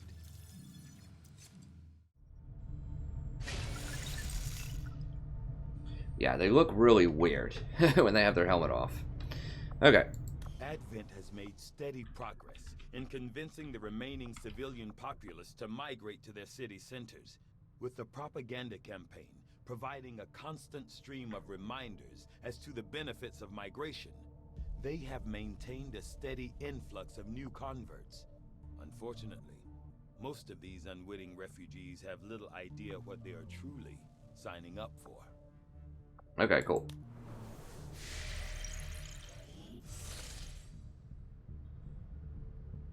Alright, let's finish making contact. Hopefully we get the black market. I don't know if we'll get it this month or not. I hope we do.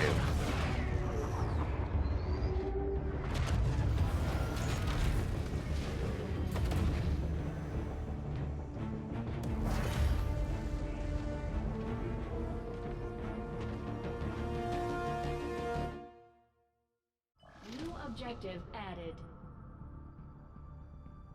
Commander, we've established contact with the local resistance, and we can move on the Advent Black site on your order.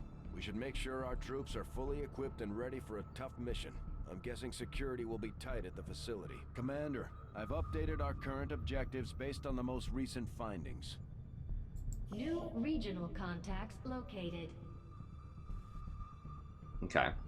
So I think you want to build resistance radios, like, in a region, I think? Yeah, you have to put them in a... Is that right? Like, once you build resistance radios, then you can put a satellite somewhere, and then it lets you reach further for less intel.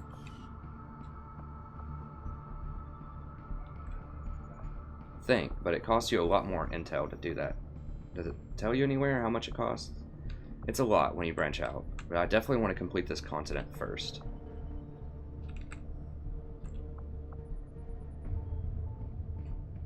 It's like 6 days, and we have the supply drop in 10 days. It would be sweet if I could finish that.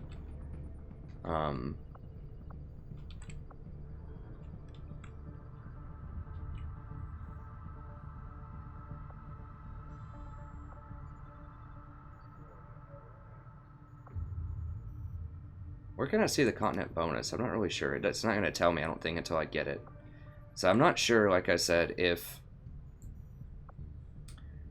India, like if I need China and India to get the bonus, or if like these three are their own separate continent bonus. Because in the past you just had to get 4 things, but if I have to get 1, 2, 3, 4, 5, 6 things for a continent bonus, that's a lot.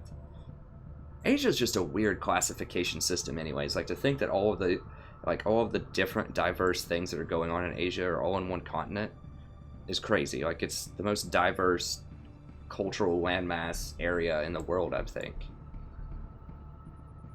Very, very different. I mean, we're talking like Middle East, Russia, like China, Japan, Korea, India, like all of these places are dramatically different. And when people say things like Asia or Asian, it's like, it just doesn't even make any sense, hardly. Whereas I think a lot of North America, not all of it, but a lot of North America has similar like cultures and values and things like that. Like, most places are democracies. I mean, obviously South and Central America are going to be a little bit different from like Canada and the United States, but you know, a lot of people are Christian, a lot of people have kind of Western sort of democratic values for the most part. I mean, there's obviously exceptions, but it's similar. Africa's pretty diverse too, but I feel like in Europe, I mean, everywhere's diverse, but I'm just saying, I feel like Asia is particularly difficult to classify as like one like Asian thing. Anyways, that's just kind of my aside here. Hey, thanks, Dusty. I'm trying, friend. I haven't beaten it yet, so we'll see. But I think I have a decent chance. I did very well with the original XCom and with XCom Long War. Okay, let's go ahead and make contact over here. How much? 80 intel. So that means I'm not going to be able to get anything from the black market if I do this. I think it's more important to get that steady stream of income rolling in, though. Let's go ahead and do it. And I have nothing else to do right now, also. Sector 14, East Asia. We can always cancel it if we really, really need stuff from the black market. I don't even know if the black market's going to show up this month or not. And I would like to finish this before the supply drop. I like that quote, Sam. the walk softly and carry a big gun. That's a good play off of Theodore Roosevelt's in the United States, walk softly and carry a big stick, I think. Okay, let's view the room. Maximum power consumption reached. Okay, so we got some more cash. How much? That's going to cost 3.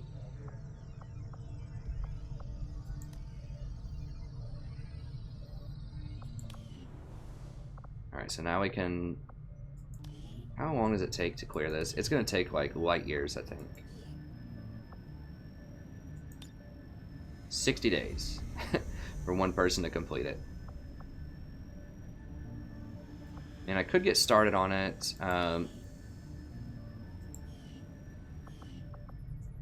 I really need to finish this, though, the Advanced Warfare Center. Because I need to heal faster. Okay.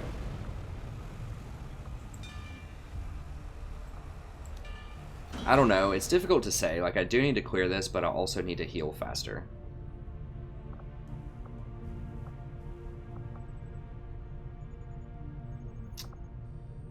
Maybe I should start on that. I don't know. It's so tough. I think I need to be able to heal faster, though.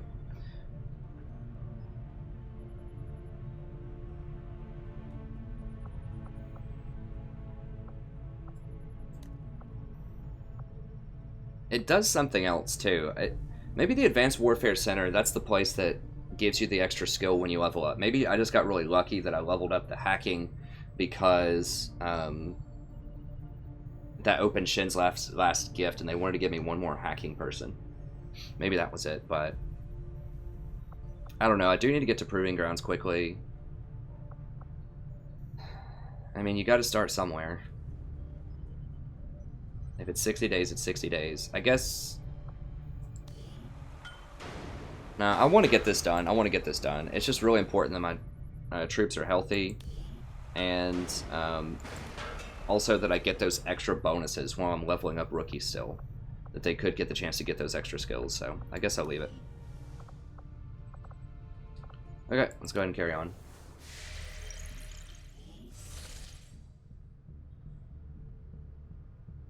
Well, it's strange, Dusty. You know, I won't go on too much of an aside about this, but like it just really depends on the region. It's very, very different. Like a lot of places historically have been very tolerant in Asia of diverse religions, especially places like India, right? Now, obviously, Hindus, Buddhists, Muslims have all been fighting each other, and currently they are up here. But I think for a very long time, like the religions were fairly tolerant of each other. The same thing in China for a very long time.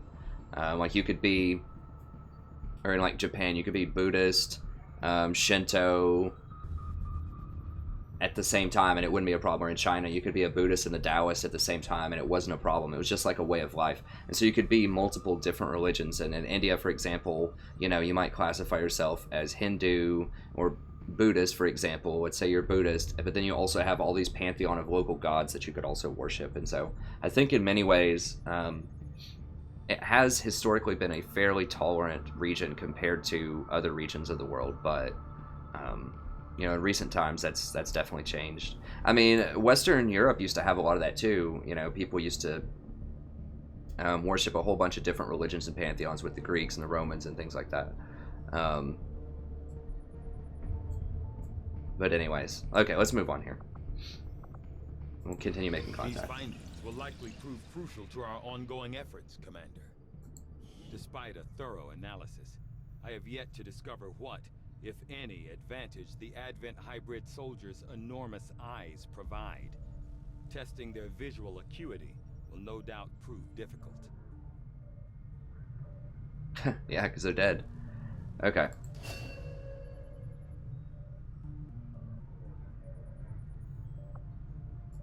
I wonder if I get 2 battle scanners or just 1. Not really sure. Okay, let's go ahead and finish. We can't do psionics yet. And this is okay. This is pretty good. This is pretty good. If you're facing like a large thing, like just a muton that's left in a pod, you can just throw down your guy, and then they'll just focus fire it, and it buys you an extra turn. But I think I need to go ahead and start getting mag I'll weapons. see that work begins immediately, Commander. I'll contact you when I have a full report available. Especially if I'm going to be spending a lot of intel to expand early, then I'm not going to have the intel to buy boosts as often. I've seen members Okay, of the crew quietly glancing at the scar on my neck. If I wasn't forced to remove the chip myself, the incisions might have been cleaner. Commander? Let's go ahead and buy one of these. And I probably need Vulture pretty soon. Now, I'm not sure if I get 2 of these or just 1. In past games, you had 2 battle scanners. The light armor is okay. But I think at this point in the game, I still want grenades. I probably could have saved a lot of time repairing the ship's systems if we had any idea.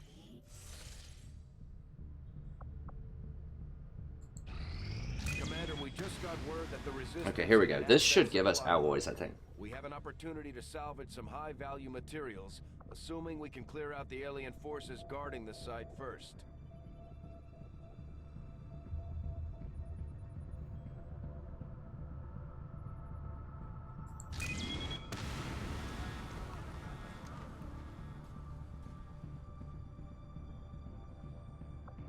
We go to launch the mission. Yeah, Dusty, that's fairly accurate. I mean, I think that the West introduced the concept of, over in China, of, now I might be wrong about this, but I'm pretty sure they introduced the concept of religion as something that is different from everyday life. Confucianism sometimes gets classified as a religion, but it's really a political philosophy that has driven a lot of Chinese development over, and led China to be one of the most successful civilizations over the last, thousands of years. So,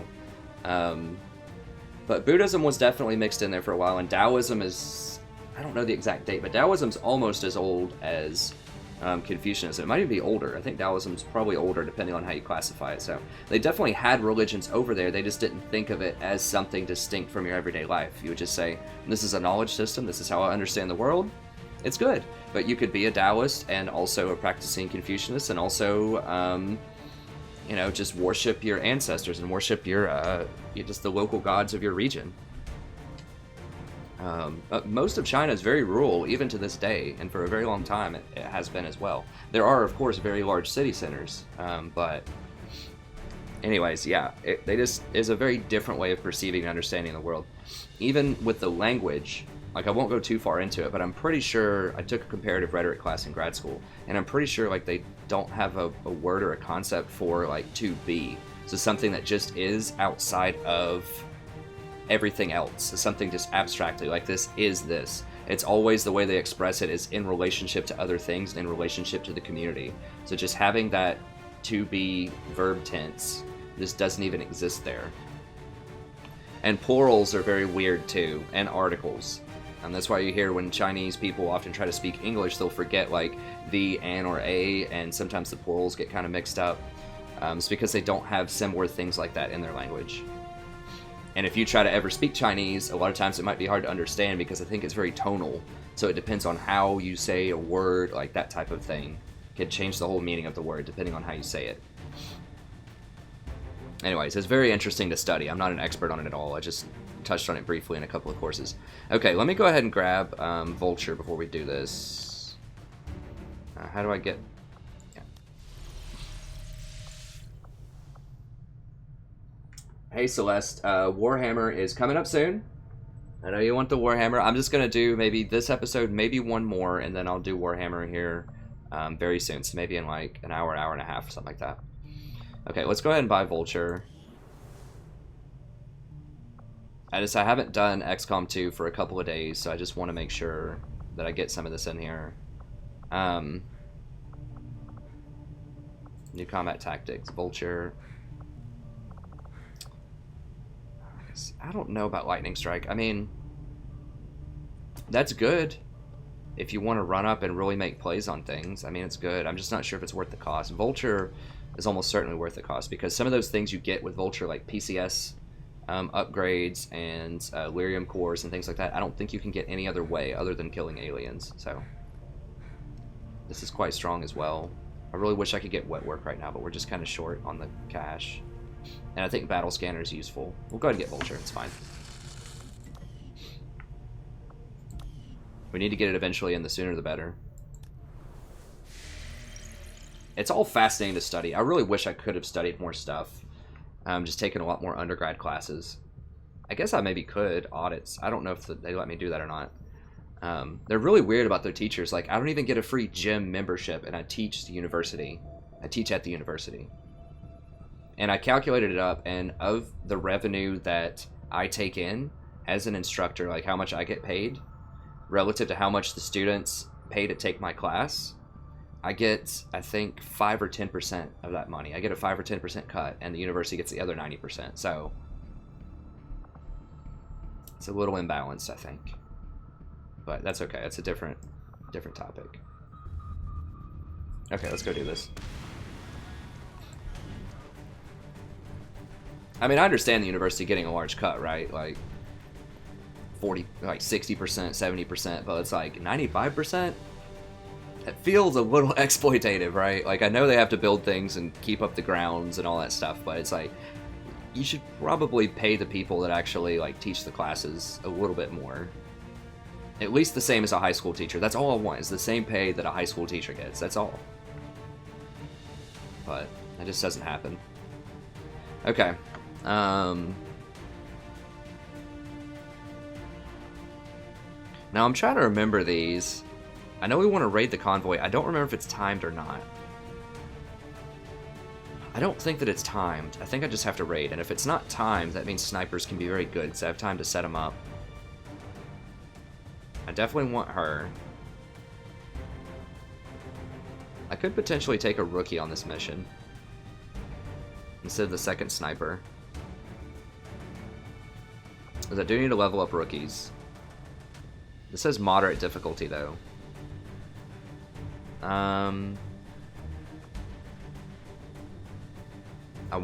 Do I need a specialist on? Yeah, if they have drones, I definitely want the specialist. He doesn't have combat protocol, though. But I need to level him up so that I get combat protocol, so that when I start fighting drones and things, or mechs, then I'll be ready. This guy, I absolutely need him. I like having the frost grenade on him, too. Just in case something's not safe to dive in there. Okay, so we have 2 shotguns, an assault rifle.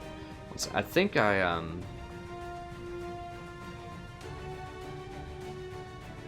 let's go ahead and remove her and get a rookie in here. Because we need to still level up rookies before we start facing too many crazy things.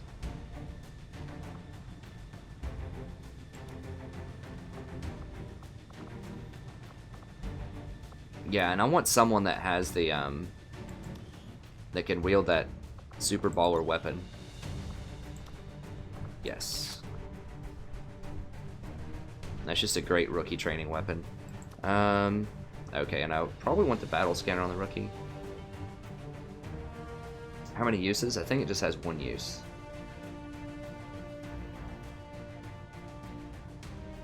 .28 range. Wow, you can throw it really far. I do kind of like having a grenade on her, though. It's because if I have to move and, like, I do have a grenadier, Celeste. I had over here. She's a grenadier. I just have a shotgun on her, so I don't have a ton of grenadiers. But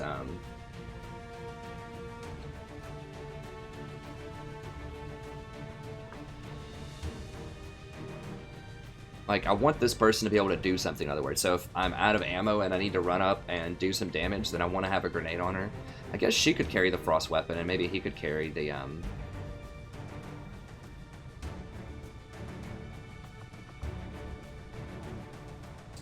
the specialist might be a good one. Yeah, let's throw the battle scanner on the specialist. I'm not sure if... I think throwing the scanner takes an entire turn. I'm not 100%. I think so. Now, I could also just put the bolt action gun on this guy. And... because that would let him... like, protect with this thing, and then... I could use another sniper. I don't know, it's tough to say.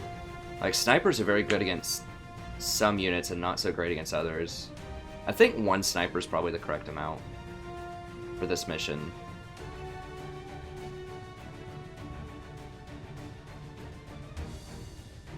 think this is probably fine. A little bit light on the firepower, like we have 1, 2, 3 grenades and 3 sort of specialty things. We may not need the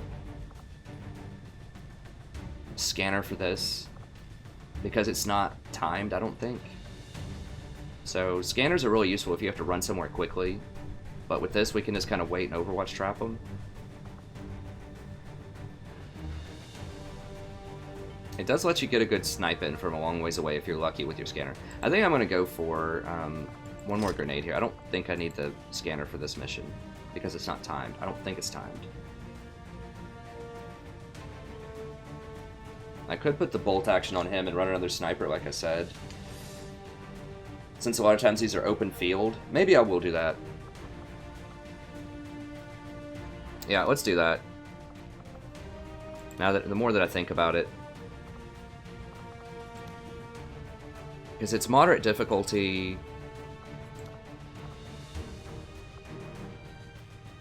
Oh, he can't run the bolt?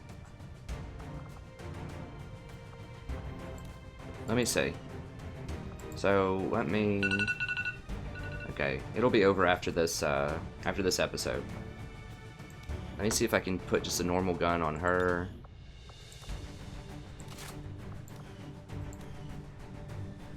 Because if he can't carry the bolt action, then it's definitely gonna have to have a rookie. No, he can wear it. Okay, yeah. Let's do this, and let's run a sniper over here. She didn't have anything special, right? No. Okay. Remove her, put the sniper back in. Yeah, because I don't want to play around if it's moderate difficulty. Now what? Increased crit chance. I'm not sure that I need that. Now I could put the crit chance on her. I think it's better on shotguns, but she's kind of ranged anyways. I guess I'll give it to the sniper. It's fine. It's not the best thing to put on a sniper, but...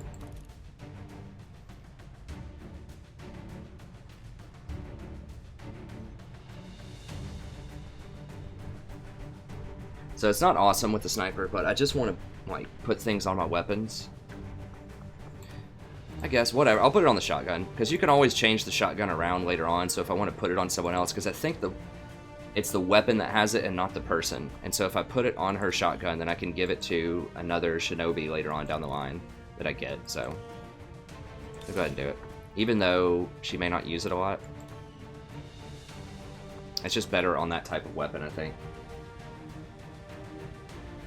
Hey, Jawsable.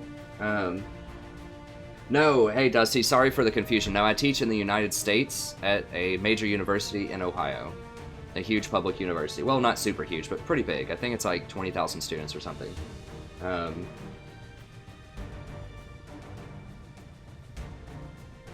Okay, so I think this is it. Sorry it's taking me a second to load this up. I just don't want to mess this up, because I don't know what kind of mission this is also. I don't know if it's timed or not, because I haven't done one of these in a few months. I could put the scanner on her. She's not going to be close enough to grenade, so I'll put the scanner on her. Okay, so it's putting us a little bit light on grenades, but I think we might be okay with that. I could give him a normal grenade and give her the frost, but she gets that extra launch distance. She just benefits so much from grenades that I think I have to keep it on her. Okay, I think this is good. Let's go ahead and get in there.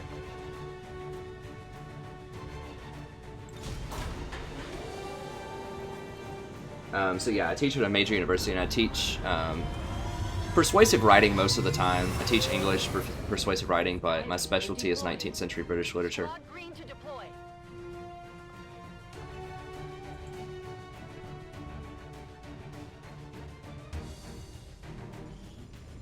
We got a tip the aliens were moving something important through this area on a convoy, and the Resistance managed to disable one of the transports before Advent could regroup. They're already working to lock down the site, but we can't pass up this opportunity. We need to secure the area, eliminate any hostile resistance, and recover whatever they've got. Hey, Jawsable. I'm not sure if I'm ever going to play Call of Duty. I'm not usually that good at first-person shooters. If I did play a first-person shooter, it would probably be Overwatch. If there's a lot of interest in that, let me know. Engage and eliminate all hostile forces.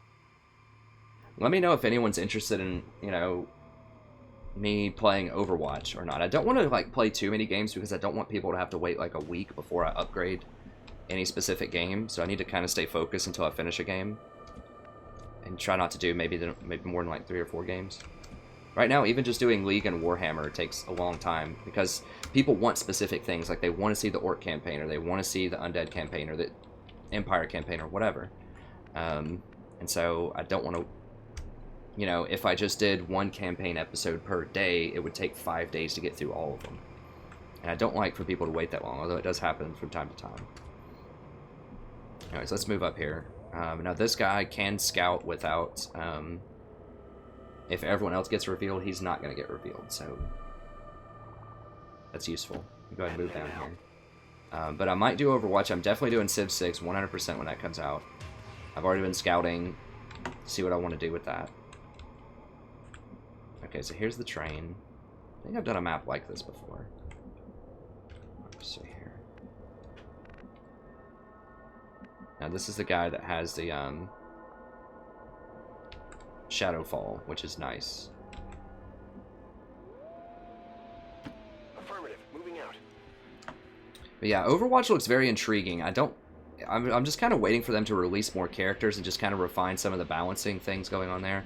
Because I was watching some competitive Overwatch, and it looks like a lot of people will pick, like, the same champion all the time.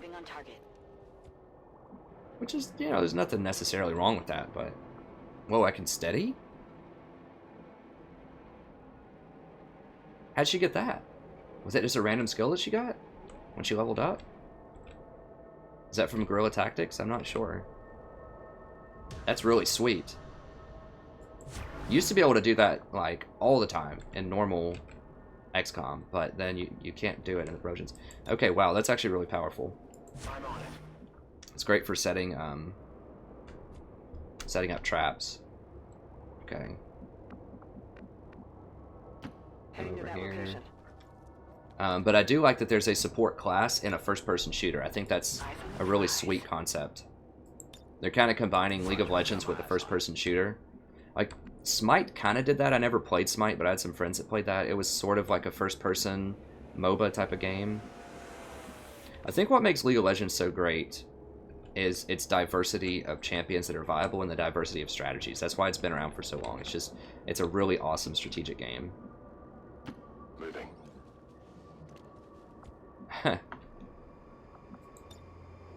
I really wish that it didn't cost money for the base game. I wish they would go with the League of Legends model where it's free to play, but then you can customize it by buying skins and other stuff. I think that's a really good model. Because it gets people into your game, it gets them invested in the culture, and then if they really like your game, if they really like the culture, then they'll spend the money. For that type of game, for, you know, a multiplayer game like that, I think that makes sense. Now, for something like XCOM that's designed to be single player, Civ 6, obviously you want to pay for the base game, but something that's primarily a multiplayer game, I don't even know if there is single player with Overwatch. I think it needs to be free to start. Moving to designated coordinates. I think that's a smart business model, but Blizzard is... hate to say it, but I think they've gotten pretty greedy over the years. They used to be my favorite company. I mean, they still make good games, but like back with, you know, like Diablo 2 and StarCraft and things like that, it was sweet. And like the older versions of World of Warcraft, like Vanilla and BC, those were awesome.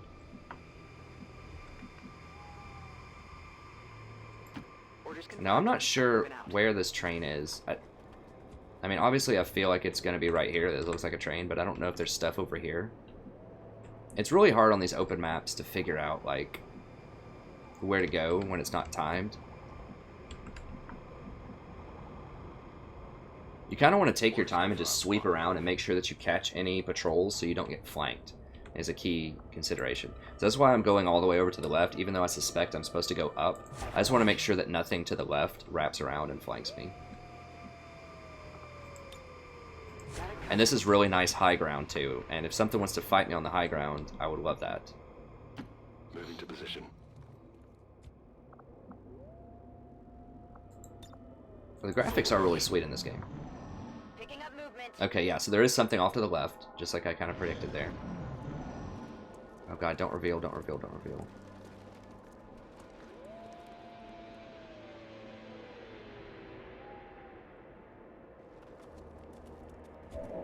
Okay, so that's why you do it.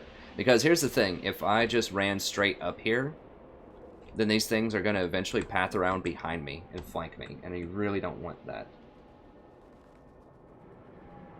Yeah, I think you're right, Dusty. I mean, you can look at it from a consumer point of view, right? Like, free-to-play costs more than games you buy out of the box, but that means companies can make more. So that's what companies really need to be thinking about, is once you get someone invested in your culture, where they love your game, then they want to invest it. And they don't mind spending money on the game. Like, they don't like it, but people are feel much, much better about spending money if they get to choose how they spend it. So you're not just forced to buy the game, but you can choose. Like, do you want to buy skins for Vayne? Do you want to buy skins for this other thing? Do you want to buy, like, little treasure boxes where you might get some bonus stuff? Like, people like to feel like they have control over how they're spending their money. And that's not just for video games, that's for anything. So I think that a lot of smart businesses are making it to where if you want to spend money, you get to choose how you spend that money. I think very smart companies are doing that. Okay, I need the shotguns up here. This guy needs to stay concealed, so if I can kill them without,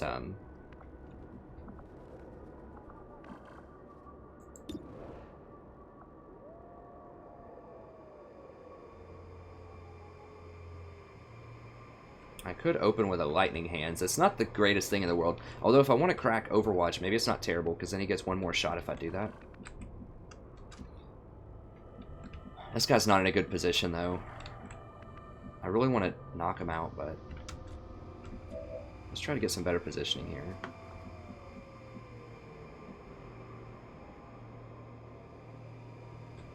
It's just a bunch of half cover. Who has my other shot? Where's my shotgun? Here's my bolt action. I want to move him up to here, ideally. Okay, there's my other shotgun. I need the shotguns up here.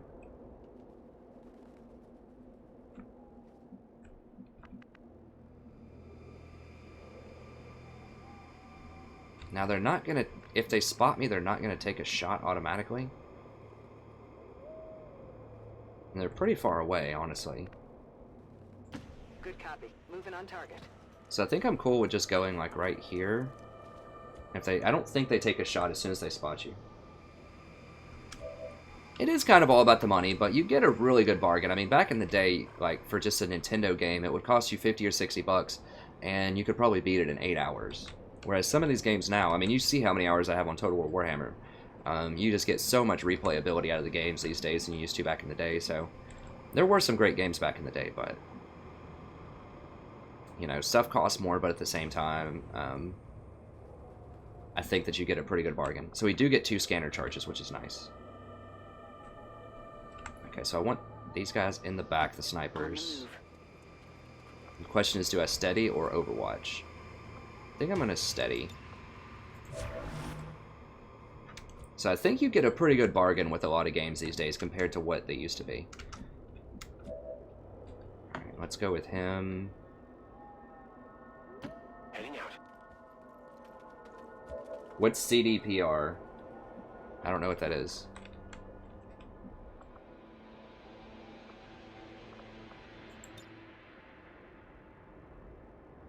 Affirmative, covering now. Alright, I want this bolt action guy up here. Right here. Roger that. For good Overwatch.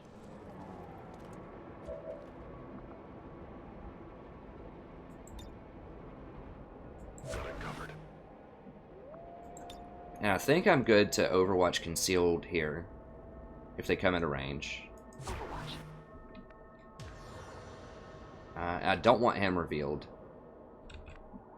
So he's still going to be my scout. So let's...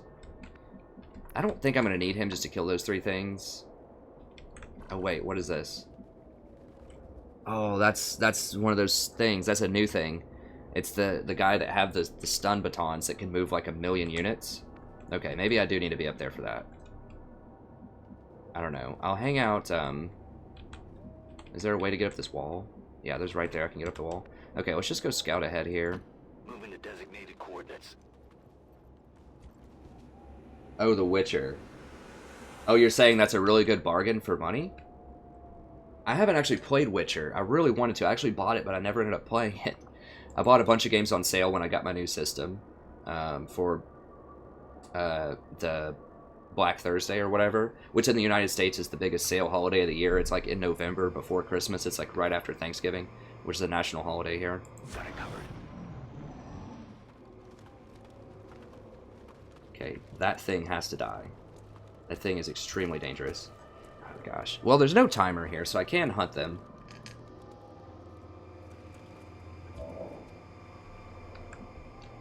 Alright.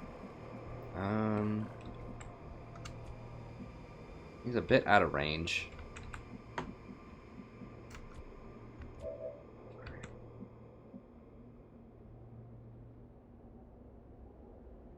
Closing on target position now. Yeah, I'm only on PC. Jawsable, unfortunately. You know, I wouldn't mind Call of Duty. It's fine. I'm not very good at... I don't have a lot of historical practice with first-person shooters, I'll put it that way. I probably could be good at it. But yeah, I'm PC only. I haven't bought a system in a long time.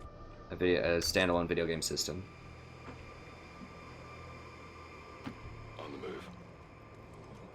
I don't know. I just like having a powerful PC for media and also for now that I'm streaming and things like that.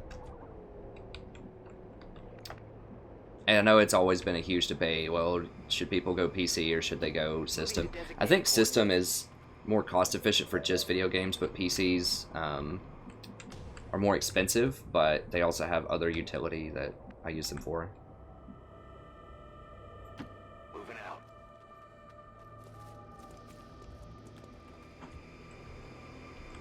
And they can last for quite a while. Like, they have a lot of upgradability.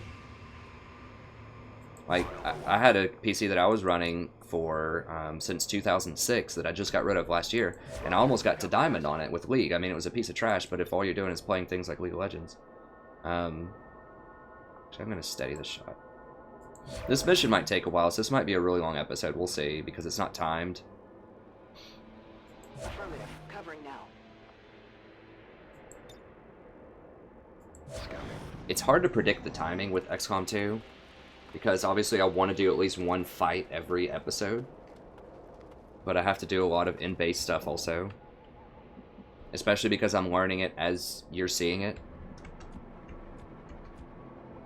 I don't know exactly what to build in every situation. Okay, so we're just going to have to hunt them, I guess. Until they path back over here. Because I need them out of here before I pull another mob. But I don't want to get...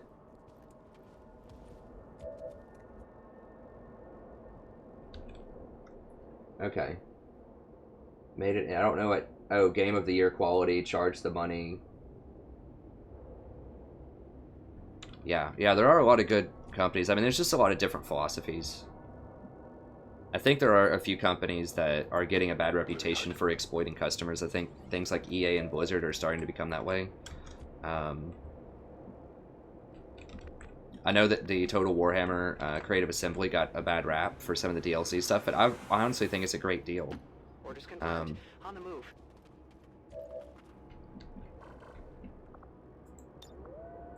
And here's the thing, like, you have to think of it from a business sense. People are just like, oh, well, why are companies forcing us to do all these pre-order things?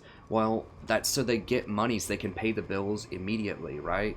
So it's not like they're trying to scam you into getting a thing. It's because they need upfront money to pay for bills. Like, they want to have projection, like sales projections. They can tell their investors. They'd be like, well, we already have this much in sales. This is going to be good. Give us a loan so we can go ahead and make the sequel type of stuff. That's just how business works. Like, you want more security, more predictability with how you're... the finances of your game, and that helps them fund future DLC. So for example, with Total War Warhammer, they have all this DLC they want from other things. Well, it takes money to make those DLCs, so if they get people to pre-order, then they can go ahead and start making it ahead of time so they get the game out to you faster. So I don't think it's as nefarious as people sometimes make it out to be. It's just so they can run their business efficiently, to have predictable income. So they know there's going to be 1 million pre-orders, good. Then they know they can go ahead and invest in future DLC. Whereas if they didn't have any pre-order stuff, then they have no idea what the sales are going to be. It could totally flop, so then they're just wasting their money if they fund DLC, or they have to wait until after the sales hit a certain threshold. It's just, you want predictability in a business world. I will move up a little bit more and not steady my shot, just because I want to hunt these guys. I don't see them anymore. I don't know where they went. But we've got to hunt them. I know this seems a little redundant here, but we have to kill them because we can't let them path into us. Well, what was that noise?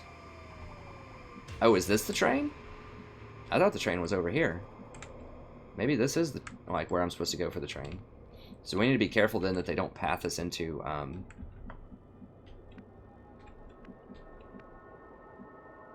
other mobs.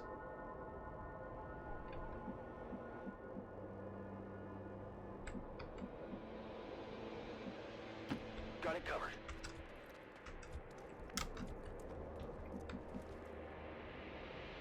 Understood. Moving on. It might seem crazy, but it depends on, you know, not all of the money that they make on a game goes directly to the developer. Like, it costs, you know, it costs a lot to make these things a lot of time. And some companies are just very inefficient with their costs, too. Just to answer your question, Jossable. I mean, for example, just take kind of an outsider's perspective on college education, right? Like, most people just assume that people that are teaching in college make big money because they're paying so much tuition, right? So, you know, students pay, at the university I'm at, I think they pay in-states like 15 to 20,000, out-of-states way more.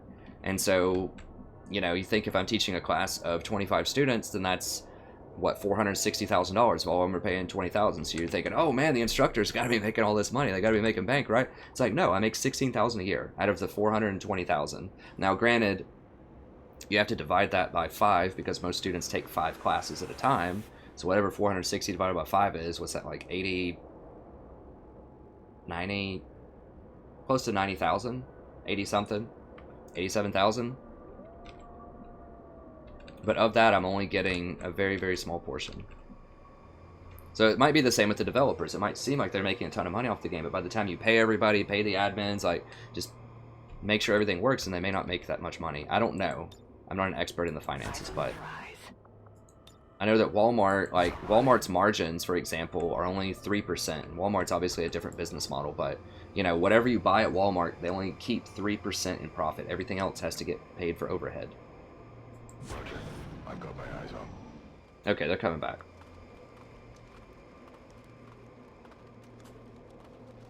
I didn't know that, Dusty. That game looked really cool. It had a lot of promise, but then I just watched reviews on it, and I was like, oh man, this is...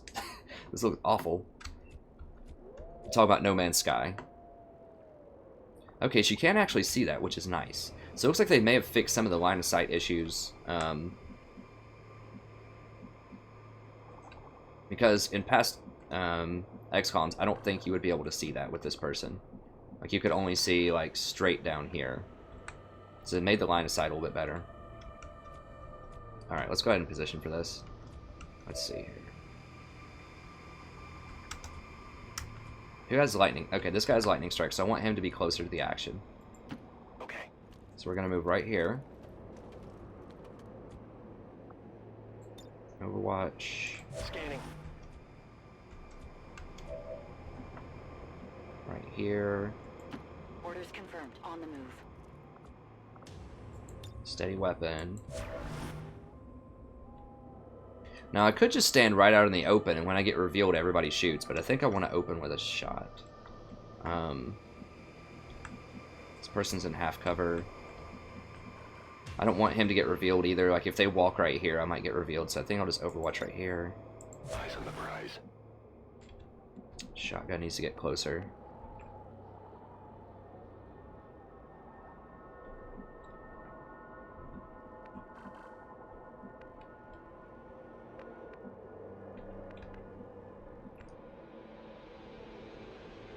I could walk right here.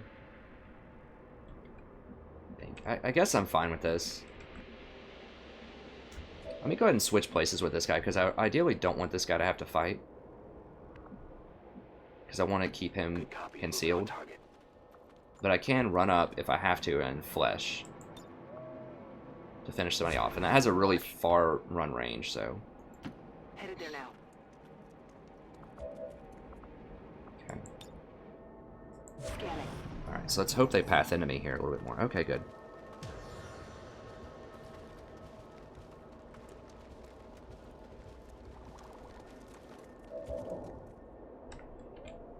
So you notice these guys have 5 health now. So that means that it's going to be really hard to kill it with a traditional rifle. This is why it's important to get mag weapons, because they start upgrading pretty quickly. Alright, so I could open with a grenade on him. It's not a bad idea.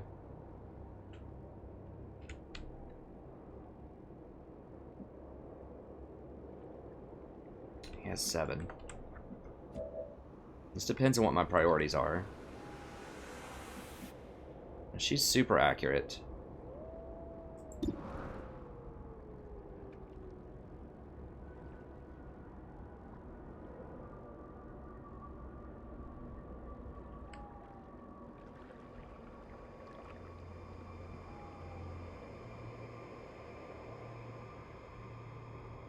Yeah, I hear you, Jozable. I still think that Total War is a good bargain for what you get in terms of the graphics and in terms of the complexity of gameplay.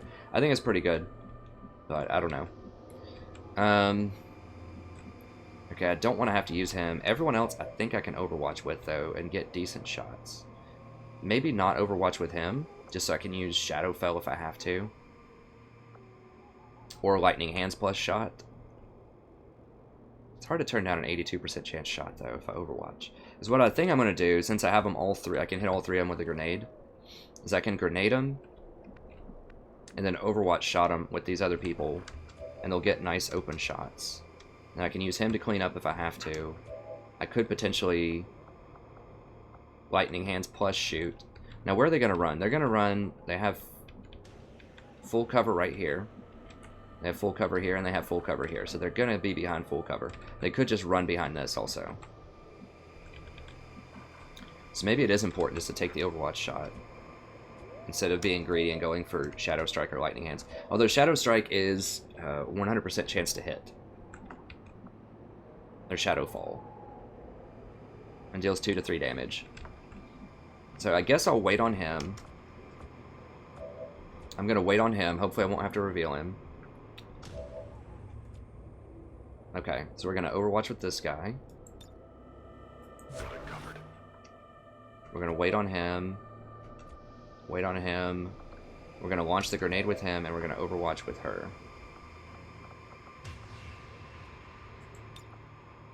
On Overwatch. This might be risky. Now, if I can blow up that tree, too, that'll be helpful. Is it going to let me blow up the tree? It's not telling me. That's the only way I can blow it up, is to put it right on it. Oh, is that tree on the lower elevation? No, it's higher. I don't know why this isn't blowing it up, but I can blow up that stuff. Potentially. Yeah, let's blow up this other tree over there.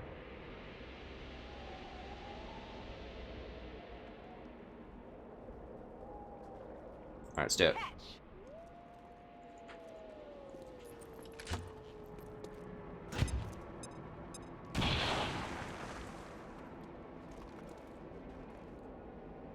Definitely on the risky side. I could have taken a headshot on somebody else.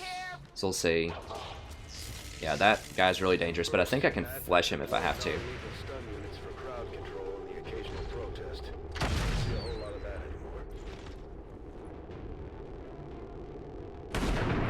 God bless. I missed 2 80% chance shots.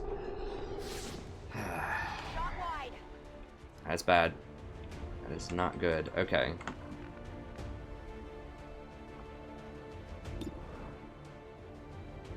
I might have to axe throw him and then flesh somebody else. I hate using it this early, but that guy has to go. And I really want another shot. Let me see what else I have. I would like to not reveal that guy if I don't have to, but I think I have to. Could lightning hands him. Could also lightning hands this person. So I could lightning hands and then shadow fall if I have to.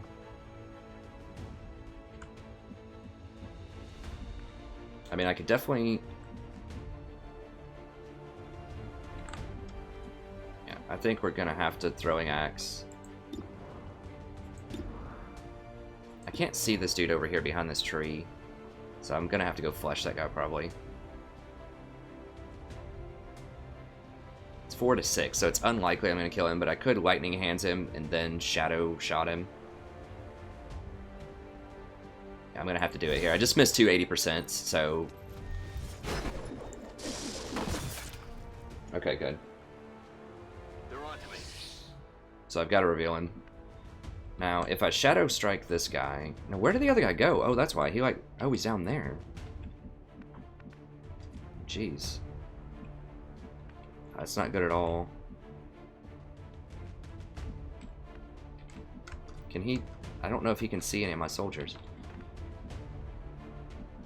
It's way too dangerous to run down there and flash him.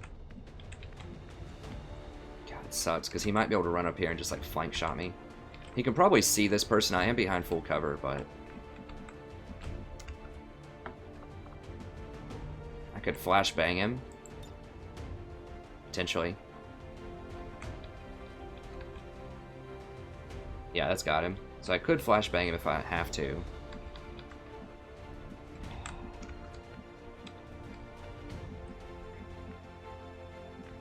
What else? I could freeze him. I could just walk over and take a normal shot on him.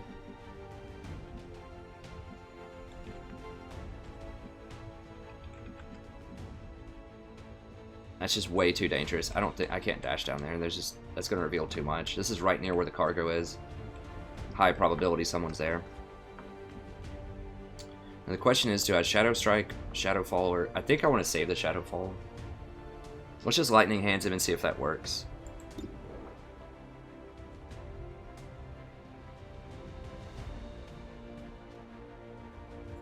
You can also move. Like, I could reposition if that hits. No. Yeah, I didn't get it.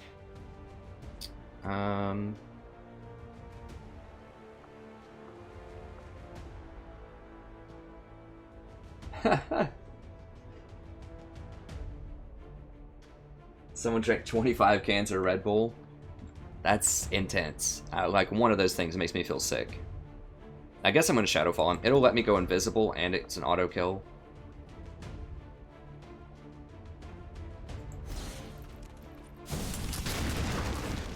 I love that pistol. That's so much fun. Oh, and we got some loot over there. Okay, so the question is now, what do I do with this person? What is he going to do? He might run to go to another mob. He, in theory, let's see, he could just take a shot at this person. 1, 2, 3, 4, 5, 6, 7, 8. I mean, he could get a flank shot if he was feeling like suicidal. Where'd he run down? He ran down this. So he could potentially run back up there and just take a normal shot if he wants to. I think he's most likely to run. I'm not going to have a high percentage shot if I shoot at him from here. I could just Overwatch. I could use a flashbang. Or a frost bomb. I can't use the flashbang. This guy had the flashbang, so I have to use a frost bomb if I want to. I don't think I want to waste that on him. There could be a muton on this mission. I don't know. So it's either flash him or Overwatch. If I Overwatch, that's going to stop him from running up here and point blanking me. It could stop him from suiciding over here if I hit him. If he tries to run, it could get an okay shot on him. Could go right here and Overwatch. That would be a better shot if he runs, but then if I miss, then he's going to get here and get a flank shot.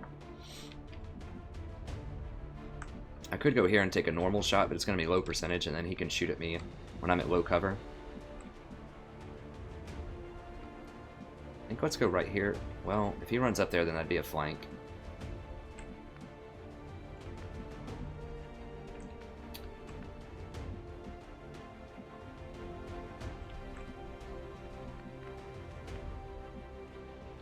I could run down there, but I don't want to risk triggering another mob. I could just dash over here. I think I want some kind of overwatch though, just to protect.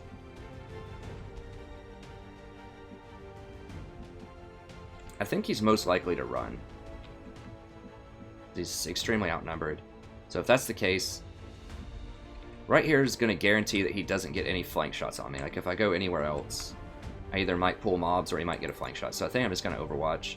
He could run out to here and get a half cover shot on me if he wants, but I think this is the least risky one. Yeah, he's running for it. What is he doing? What? How do you see that? Okay. That all you got? I don't know how he has vision of that. Okay, so that seems really weird that he could see from here to here. I guess I can see it. Okay, I have a 76% chance shot on him from here. With her. I would like to upgrade her. She's my cannoneer. Or my cannon person.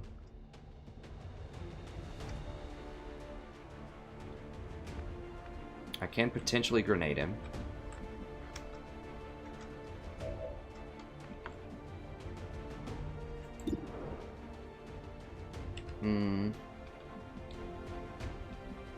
I don't want to pull more mobs here, so I mean, I could obviously run around and flank him right here. But there's a chance that I could pull mobs.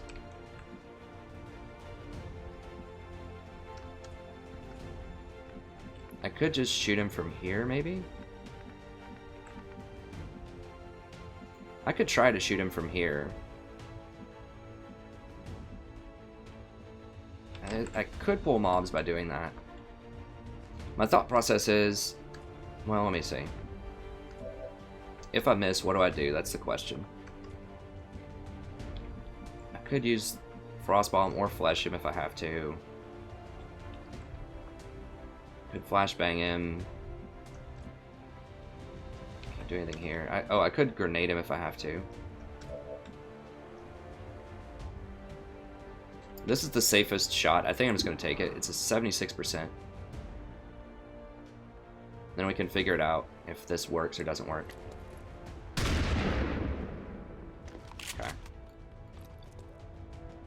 Not good.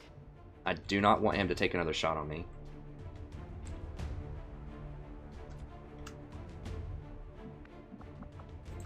I could grenade him for 3 to 4 damage. That would blow up this rock potentially. Then that would give me an open shotgun shot if I want it. I don't like having to waste grenades like that, but...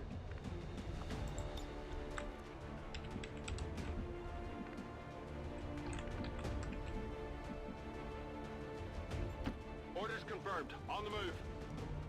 Okay. But I don't want to run down here in flesh because that's almost like that's a super high probability of revealing something in here. If I run to like this square, that's just 2 more tiles over. I could reveal, but maybe not.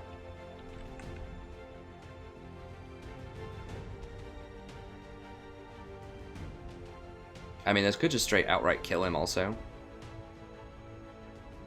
Throwing grenade.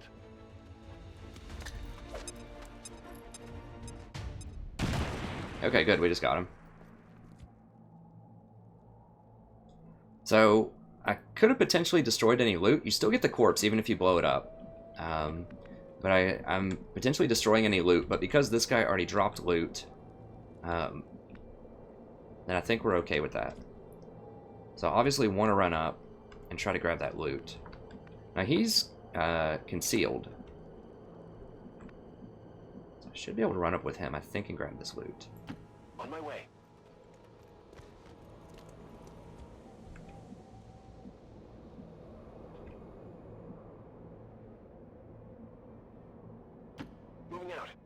Unless I'm just extremely unlucky. I think this should be fine. Okay. Okay, so we got two things. Once again, you get a hair trigger and an advanced hair trigger. I think that's a chance for a second shot or something. Like that it doesn't cost an action. I'm not sure, but it's something. It's heavier than it looks. Alright. Now with the normal, like, if this guy wasn't concealed, you would not want to run that far forward on the last couple of moves of your turn to go get loot. But because he's concealed, I felt a little bit safer about it. Alright, let's go ahead and start positioning for this stuff.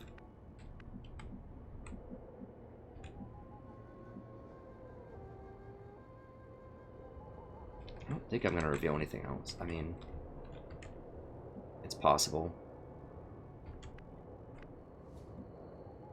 We'll just move up to here, because there could be a patrol technically that's over there.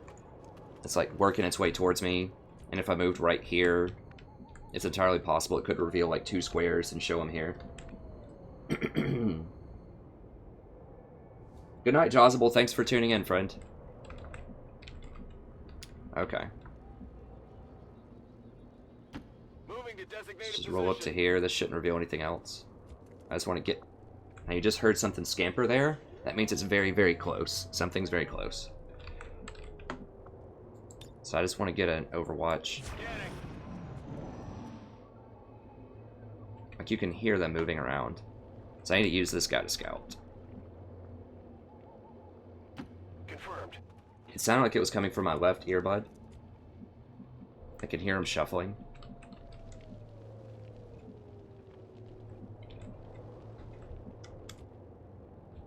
Okay.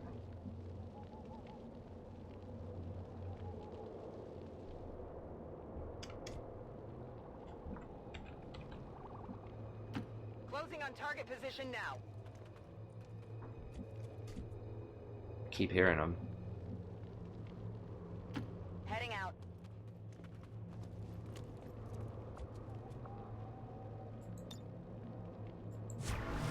I probably should have Overwatched. Overwatch.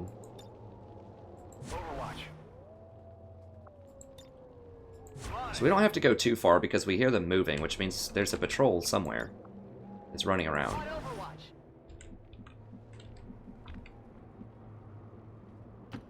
And it's from over there somewhere. Well, you can't really see, but like way up here. That's where it sounded like it was coming from. Okay, let's go ahead and reload. It's killing time.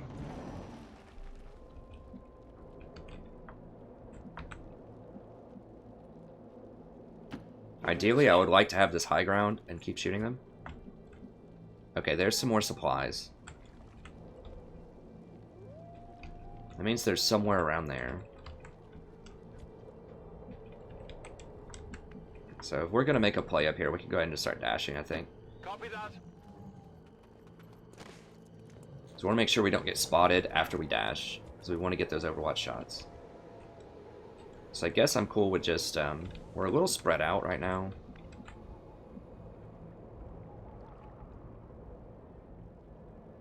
This shouldn't reveal any new territory because I was just standing there this turn. God, I hear him walking over there.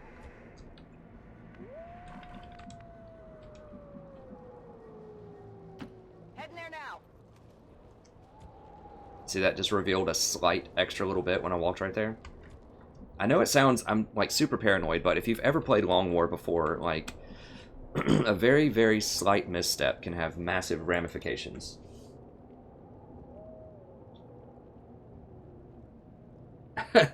Thanks, David Jordan. I have tried that strategy as well, unintentionally.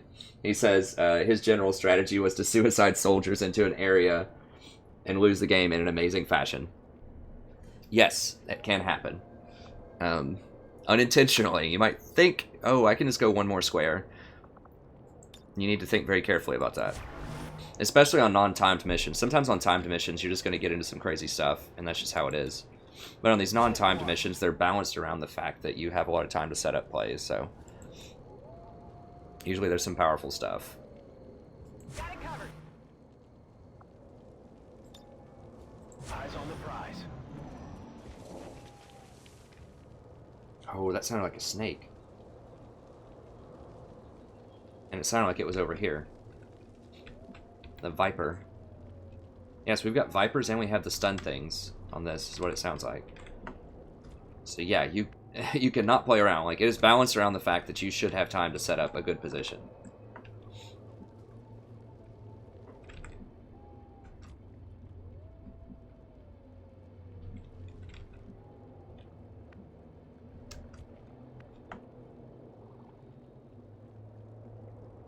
Heading to that location.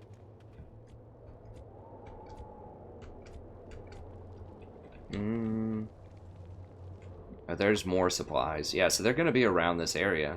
We might just have to wait on them. I think I'm cool just hanging out here. I'm on it. On Overwatch. She's like right on this fire. Probably not good. Moving.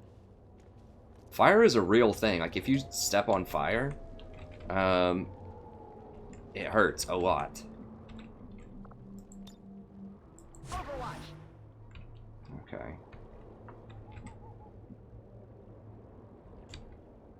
I need to get him into the action somewhere, but I want to Overwatch with him. Closing on target position now. Affirmative. Covering now. Alright, let's move up a little bit more. I need to spot him. I need to be using this guy to spot. I mean, he is my sniper, but I could spot and then run away if I have to, but I need to know where this thing is. Position confirmed.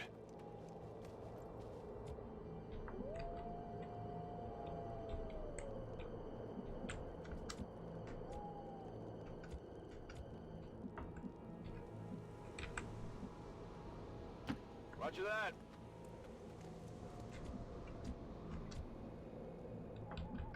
Alright, so I should be able to move her over here.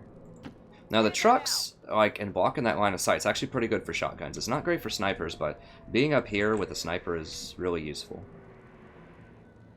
Get the high ground, high cover. It's perfect.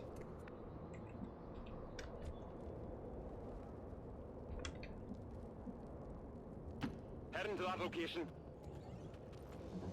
This gun's just so awesome for, like, especially low tier things. Okay. Come get some. Like rookies and specialists and things, that little harpoon gun or whatever it is pretty sweet. On Overwatch. Oh, here we go. Oh no. Oh, he's gonna get revealed, I think. Because he doesn't have the conceal perk or whatever. Advent forces on the ground.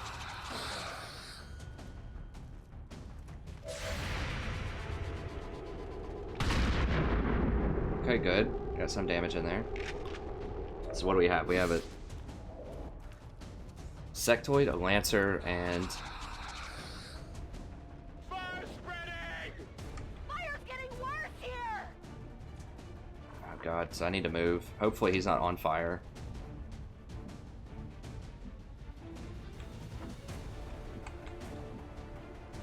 Yeah, so I just moved, and that's a good thing because I think it would have potentially burned me.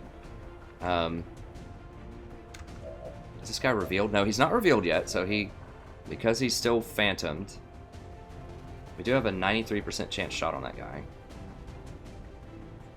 Can also lightning hands him. Can also lightning hands this guy.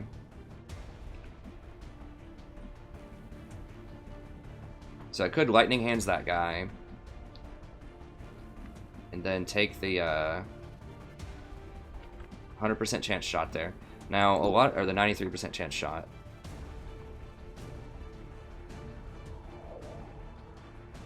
Now, I would get extra crit, but I don't really need crit. I mean, crit's nice for having the conceal. I mean, maybe I don't even want to reveal him if I can kill him with everything else. I don't think she's going to get flamed, but this person might with the harpoon gun.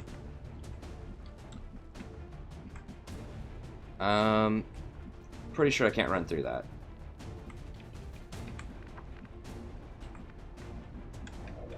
Could run here. Now he's looking straight at him, but it says he's concealed, so I don't know what like what that means. Okay. Now we know there's a snake over here somewhere because I heard it, so I don't want to run forward, but I really need to kill that sectoid. What kind of percentage chance shot do I have on that sectoid? It's probably not very good. That's okay, 62%.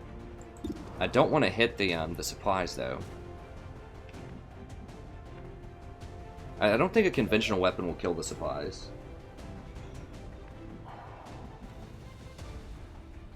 I could blow this dude's cover with a... I don't want to use all my grenades though.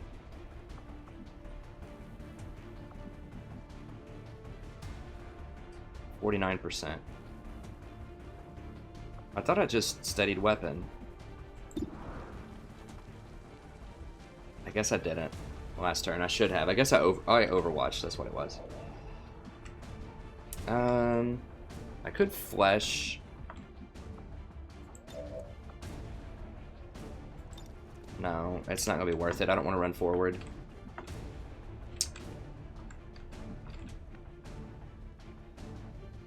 Now the question is, do I want to blow this dude's cover before I lightning hands him?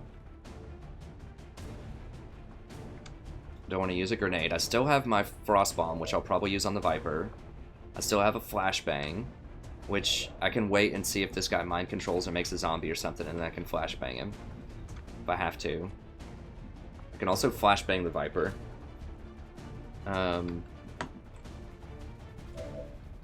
She can't move and shoot, so this guy's gonna have to move. Just a question of where, and I don't think I can go down for a flank shot. Number one, I'm not going to get the flank. Number two, the Viper could get triggered if I do that. So I can move this guy over, perhaps. I'm going to have to make sure 100% that I kill this guy if I do that. Because then they might flank me otherwise.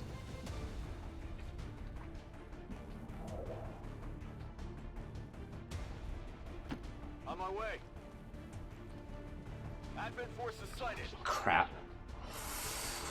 Oh, how? Like, that's what I'm talking about. It's like one tile. Literally one tile. God bless. Okay. Well, they're going to get a full round on me. I'm going to have to flashbang that. Probably. Okay. Let me write this down. Is that a sectoid and 2 normal officers?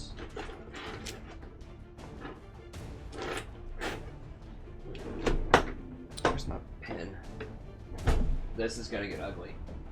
Okay.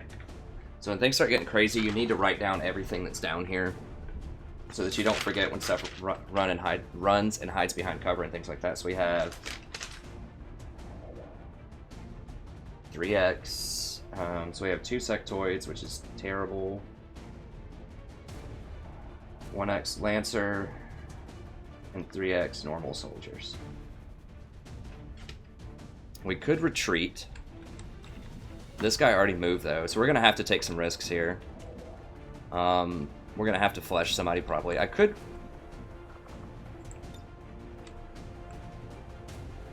flesh that guy. I could potentially flesh this guy.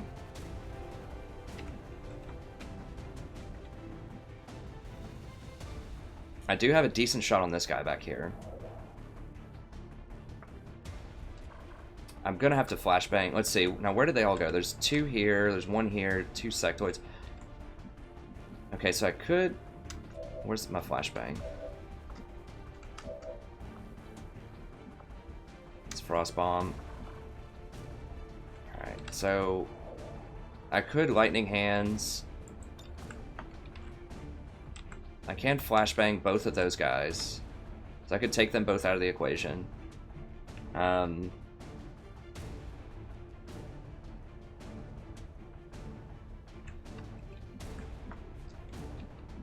Then I'm giving up a really good shot to do that.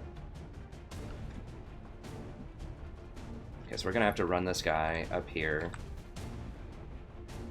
Yeah, we have to get away from this fire. I think it might spread on top of me. Otherwise, I could do the aid protocol. Let's just run over to here and see what kind of shots we have.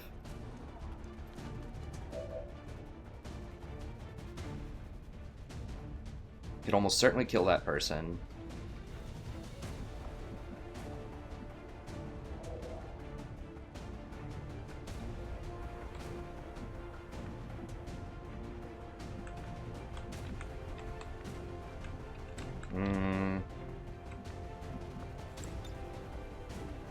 Grenade has a 0% chance to kill this person over here. It could blow this dude's cover, which is very important. So I need to prioritize what to kill here. Number 1 priority is that Lancer. Number 2 priority is this person. And then, if I can kill this sectoid over here, that would be nice.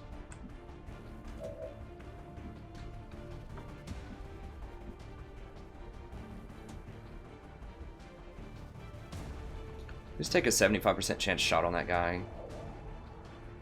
That will probably kill him.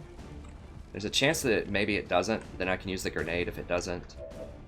I can lightning hands him also for pretty much a guaranteed kill.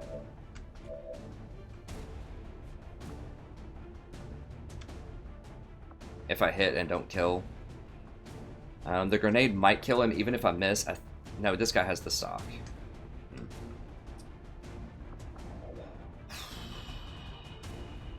This guy doesn't have a good shot on that, but if I blow the cover, then the shotguns will have a good shot. This is probably overkill. I would like to use this on him because that could kill him. Let's try it on him. I might kill the supplies right now, but I don't care. I just want to get out of here and not die. This would be a kill if I hit it. It's a tough shot. I don't have a clean shot on anything else that's super important. Like the Lancer. I don't have a clean shot on the Lancer from here. Alright, let's do it. We really need this one. Please. God, of course we don't hit it. Not good. Okay. Yeah, not good. I agree. I could frost bomb. I mean, I could frost bomb the Lancer. That would help a lot.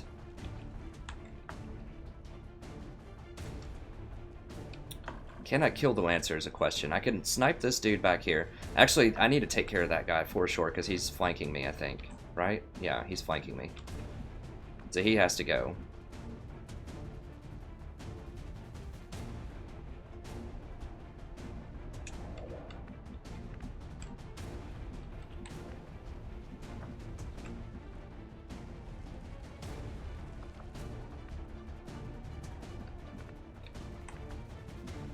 And I can't take cover.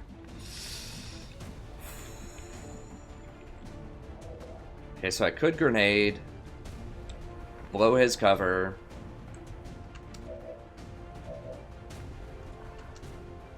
Oh, this is so hard. I'm not going to get those sectoids, I don't think, so I need to focus on killing these. How much damage? It's a lot of damage. So I could blow his cover. It would injure this person.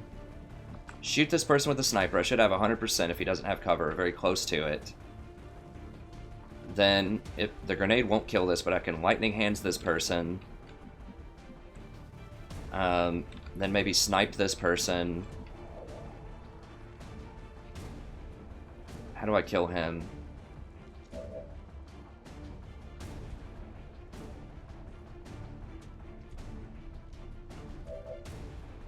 Snipe him. Yeah, I think I have to grenade and try to get rid of both of these because they just have flank shots on me. That means I won't be able to frost bomb, I don't think.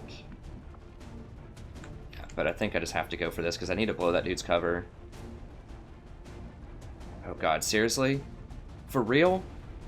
I can't hit him and hit this guy? God, that's really bad.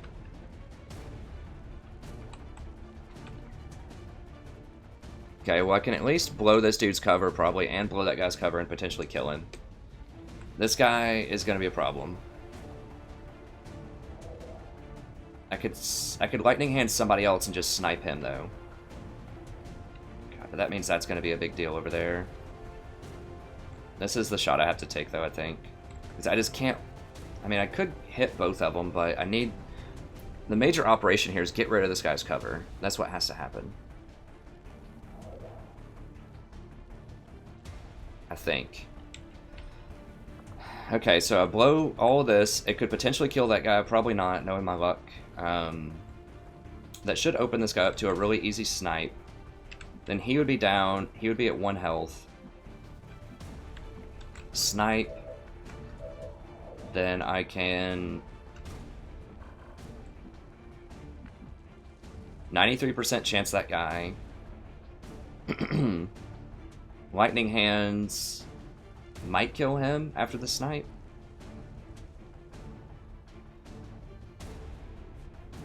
God, that guy has to go though.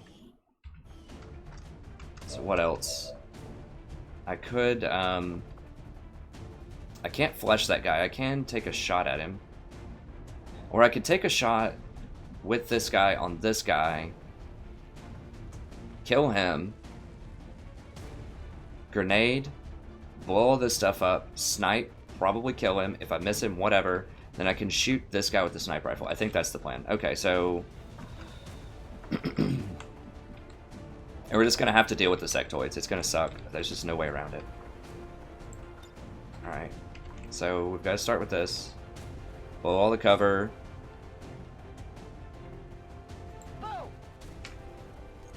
This is dangerous. We might lose somebody here. Heck, we might lose the whole thing if we get really unlucky. Alright, so we didn't get the kill. Unfortunate.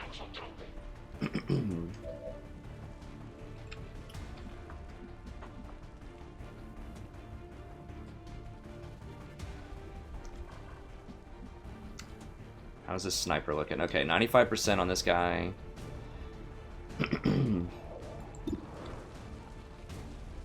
It's 4 to 6 though. Well, that's the same as the shotgun. Crit chance is 50%. How much is my shotgun crit? But I need the shotgun to 100% that guy.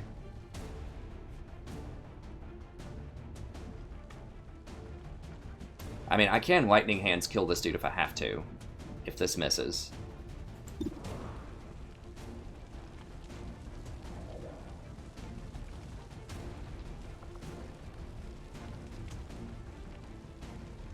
Alright, come on, please, we need this. We need this. Okay, good. Sometimes you gotta pray to the XCom gods here. Alright.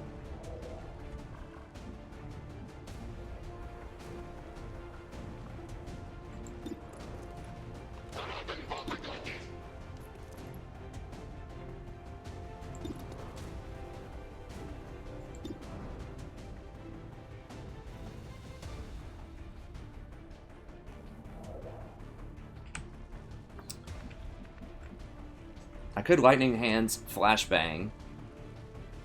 I think I need the Flashbang to cancel any mind control or corpses or anything they use over here, though.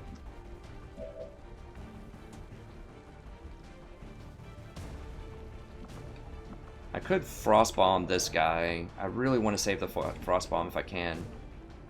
For somebody else. You know, I can kill that guy. I mean, I can Lightning Hands.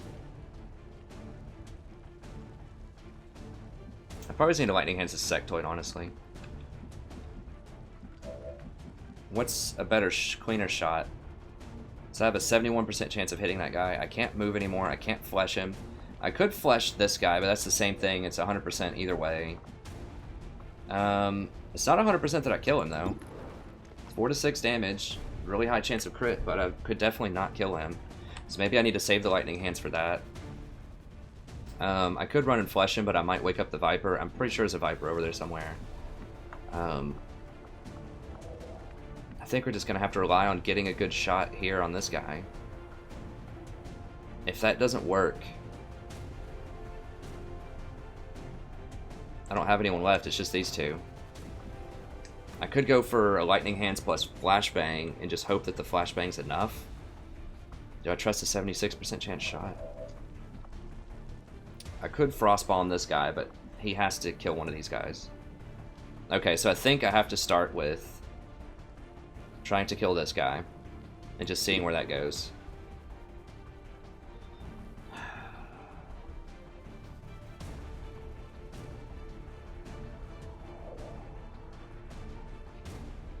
Alright, let's see. Alright, got him. Just enough.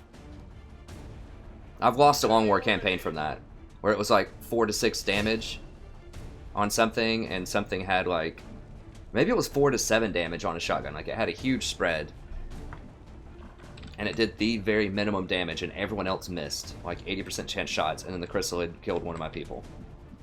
So, you have to be extremely careful in hot situations like this. Alright, so now, do I go for the 76% chance shot?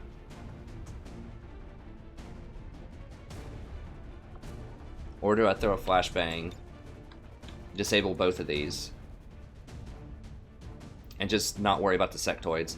Now, there's 2 sectoids, there's a high probability they're either going to panic somebody or mind control somebody, or just do some really bad things. Panic, mind control. Oh, hold on. I'm not revealed yet. Like, he's looking at me. It sounds like I'm flanked, but I'm not revealed yet, right? I have this little thing over me. So unless one of them runs up here, that I'm not revealed. Oh. So if I just hide, if I just, like, Overwatch, then maybe there's a chance they don't take this flank shot on me, and instead they just shoot at this guy that's in full cover.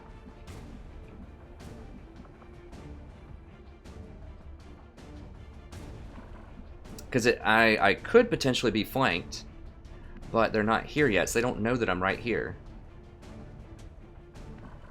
Interesting. Now this would reveal, right? Yeah, that throws, or that reveals. Do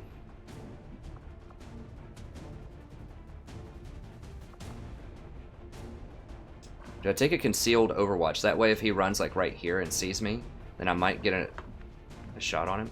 Let me see, so that's 76%. What's my pistol accuracy? Is 98%. How much is Lightning Hands? Lightning Hands is also 98%. So I could take 2 98% chance shots here, actually, instead of shooting my sniper rifle. I think that's better, actually. I would reveal myself, but 2 98% chance shots. They deal a minimum of 2 damage. Because I really don't want them to get extra shots on me right here. This guy could potentially run up and flank me if I do that. Like, he could run, like, over here, maybe. I think I just need to eliminate people off the board, though. Let me just make sure I'm correct on that.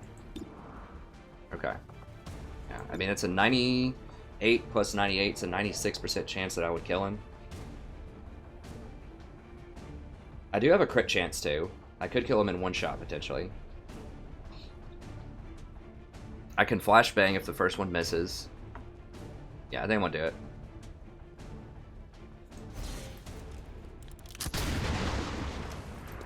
And I blew his cover. Okay, so that should be 100% then, right? Oh no, I didn't blow his cover.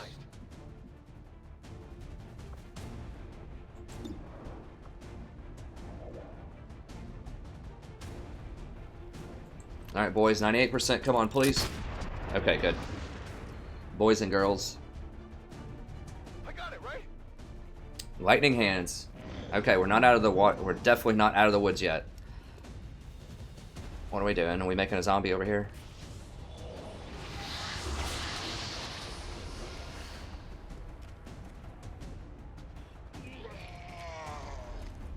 Is he gonna run?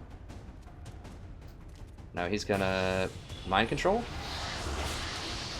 No, double zombie. Okay, it's not terrible. Because we can flashbang and cancel the zombie, I'm pretty sure. Okay, please. Oh, God! God bless. Of course he hits me in high cover. Getting a little toasty here. You're fine. Okay.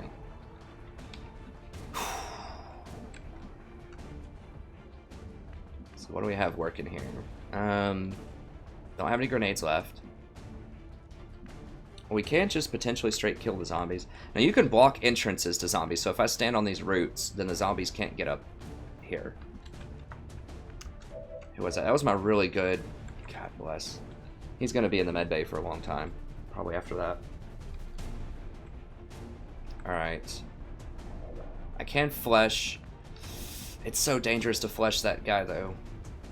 Because the snakes... I think there's snakes. Maybe I was hearing things, but... I think there are snakes. Now we can flashbang this guy and knock him out of that, I think.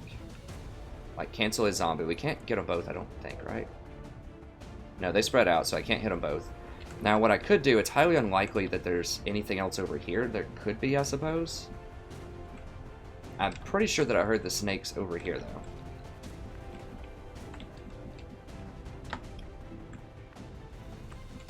I don't know how far these can move. I think it's like 9 moves. So it can't climb through that, so it has to climb through here. So it's got to go 1. Let's see. 1, 2, 3, 4, 5, 6, 7, 8, 9, 10, 11, 12, 13 hit. I don't think so. So I could run over here and flesh this this guy, I think.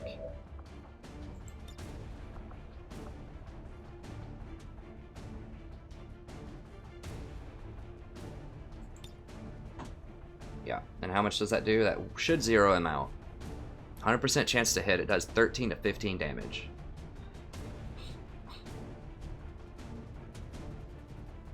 One, 2, 3, 4, 5, 6, 7, 8, 9, 10. So that should 100% kill him.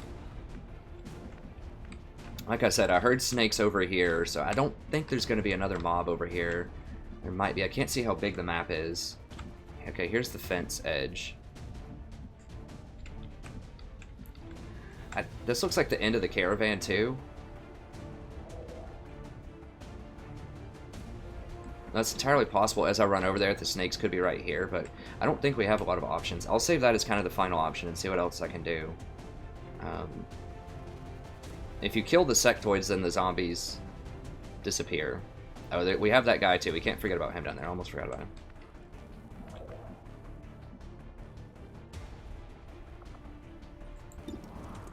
Okay, so I have a 100% chance to kill that guy, so I can definitely kill that guy this turn if I want to with my pistol. This guy can flesh this. That would kill, or that would get rid of one of these zombies. I don't remember which one. Okay, the thing's going over here, I think. Yeah, and this is going diagonally this way. Okay, so this zombie is controlled by this person, and this person is controlling this zombie. So if I go over here, flesh this, I don't knock out that zombie, and I should save these people. I don't think he can run far enough. 1, 2, 3, 4, 5, 6, 7, 8, 9, 10, 11, 12, 13 hit. I don't think they can run that far. Okay. This person's just got to reload and shoot, so let's just see what kind of shots they have. That's a pretty easy decision.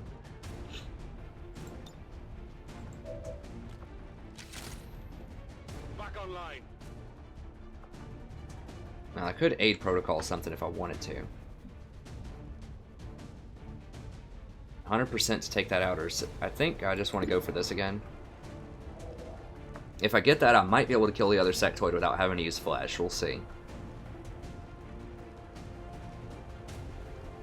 Yeah, let's just do it. There's no point in going for the zombie. Okay, good. Target down.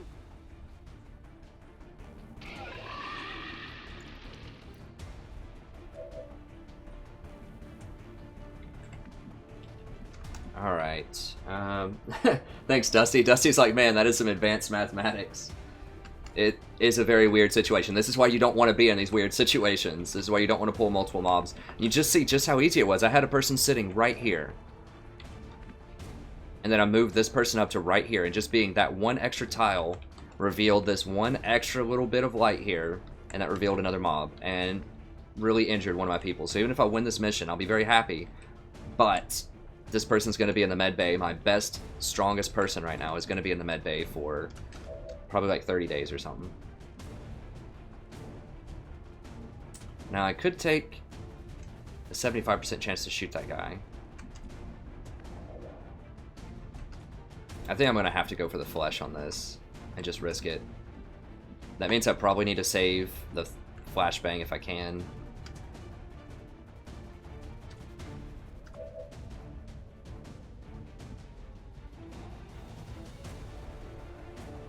Yeah, so that's just, I'm not going to be able to kill him any other way this turn, and I really need him out of there before he mind controls somebody.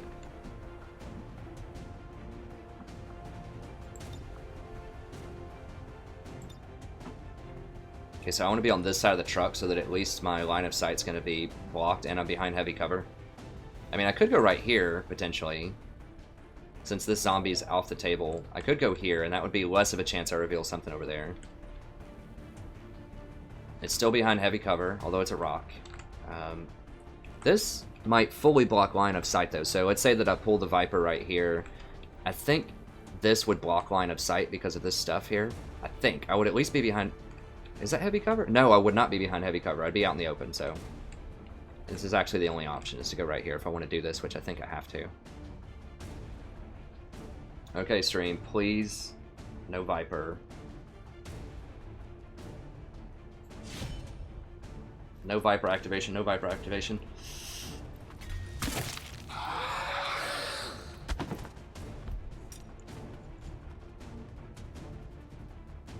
Target neutralized. Okay. God. It went back over there and I thought, I was like, no, I pulled him.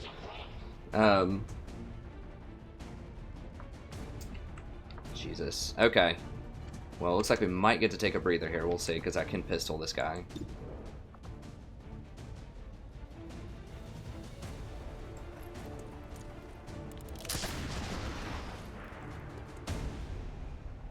Check it before you get too close. Status confirmed. All hostiles are down in the area. Oh, there's no Viper. Status confirmed. Mission I accomplished. could have sworn I heard a Viper sneaking around. I guess not.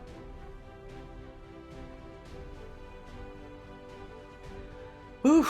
Well, considering how dangerous that was, the fact that I pulled all of that crap, I think getting one wounded soldier is not awful, although it's my best soldier right now. He had 2 bars left, not 1. We'll see how long he's wounded. This is why I want that medbay ASAP, instead of mining an extra level, because I need these soldiers. Especially that guy, that's my only assault, and he has those 2 really good weapons. I need another assault. Hopefully this rookie will become an assault, we'll see. Or whatever they're called in this game, I forgot. Shinobi.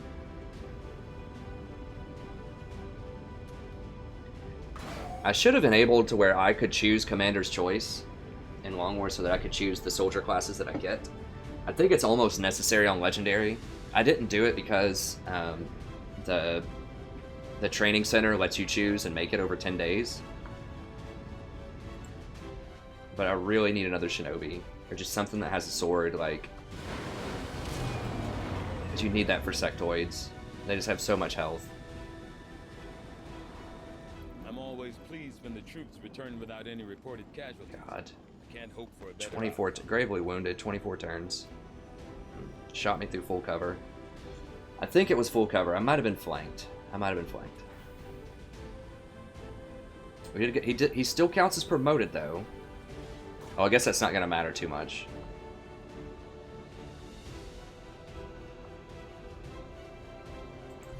Alright. Let's see what all we got here. Sun Lancer, supplies. Okay, we got alloys, a lot of alloys. That's really good. I think that means we can make the armor, potentially.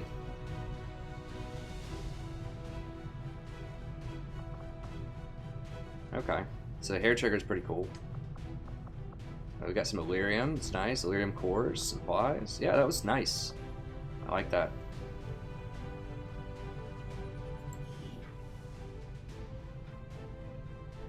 Okay, I'm gonna have to research on my own and see what's up with the Stun Lancer to see if that's worth it or not. That upgrade, I think that it is, but I think it gives you like a better stun weapon, and I already have a really awesome stun weapon with those throwing axes.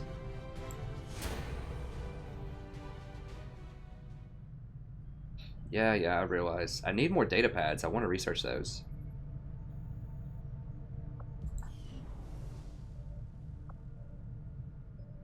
anyways, that's going to be it for this episode. I'm not sure how long this has gone. It probably went quite a long time because I think that battle lasted forever. So this might be like an hour and a half or 2 hour episode. You just can't predict that. If you get into a crazy fight, like... even way out in the middle of nowhere. If you get into some crazy fights, it just takes forever. So we are going to get a specialist in a few days. Let me go ahead and just see what I got here, so I won't keep you in suspense until next episode. Okay, so with the Shinobi...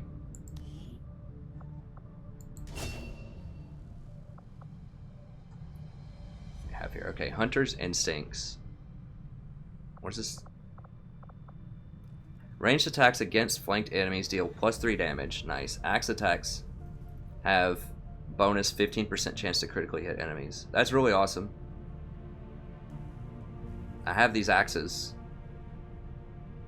I don't know, like, I think I lose these axes though. If I ever lose this soldier, I lose the axes. But that's freaking sweet. +3 damage on flanked enemies? That's a lot of damage. Now you can't, it's important to keep in mind that you can't flank like robots and flying units and things like that. But that could be very good against mutons. That could be very good against sectoids. Although, as you can see, I already deal like 1,000,000 damage on hit to sectoids right now.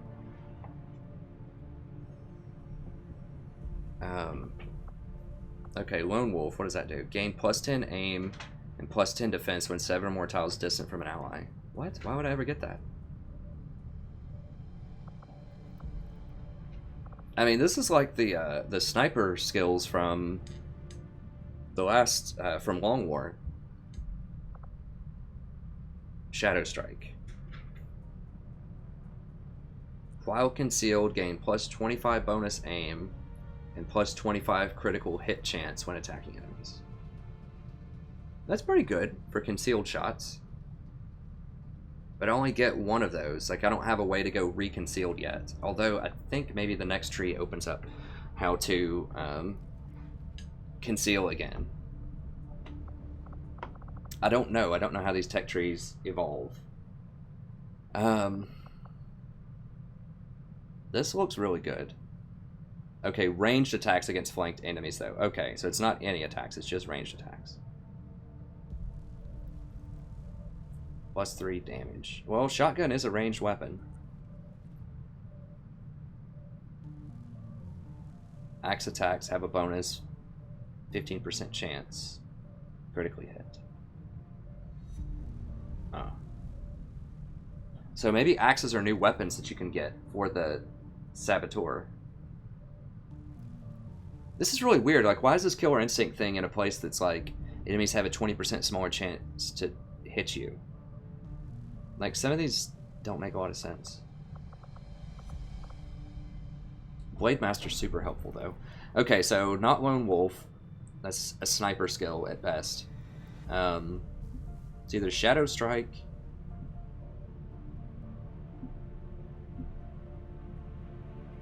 or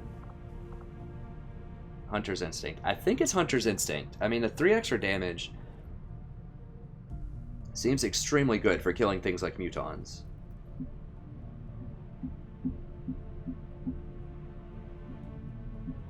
%15 chance to crit with axes. I mean, that's my I don't know if that just applies to flesh or if that also applies to the throwing axes that I have.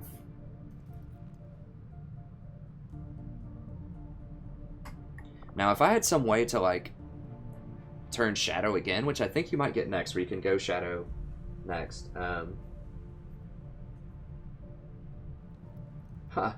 Hey, Mads. Yeah, I went to bed for a while, too, and then I came up and streamed this. I'm about to stream some Warhammer here in a second. It's Saturday, so I'm probably going to stream a lot. I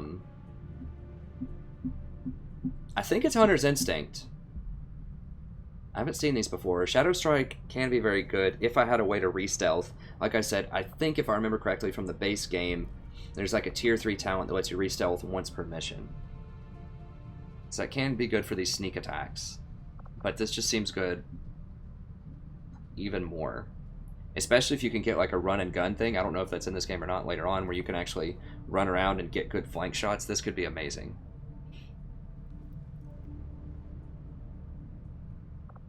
So hard to say. Waking people up out of stealth with just a huge, like, crit shot, though, would be nice. Especially with a shotgun. The shotgun loses aim, obviously, so you can't get super close when you're doing one of those wake-up shots. But this would give me plus 25 aim, which means I would almost certainly hit him. And probably kill him.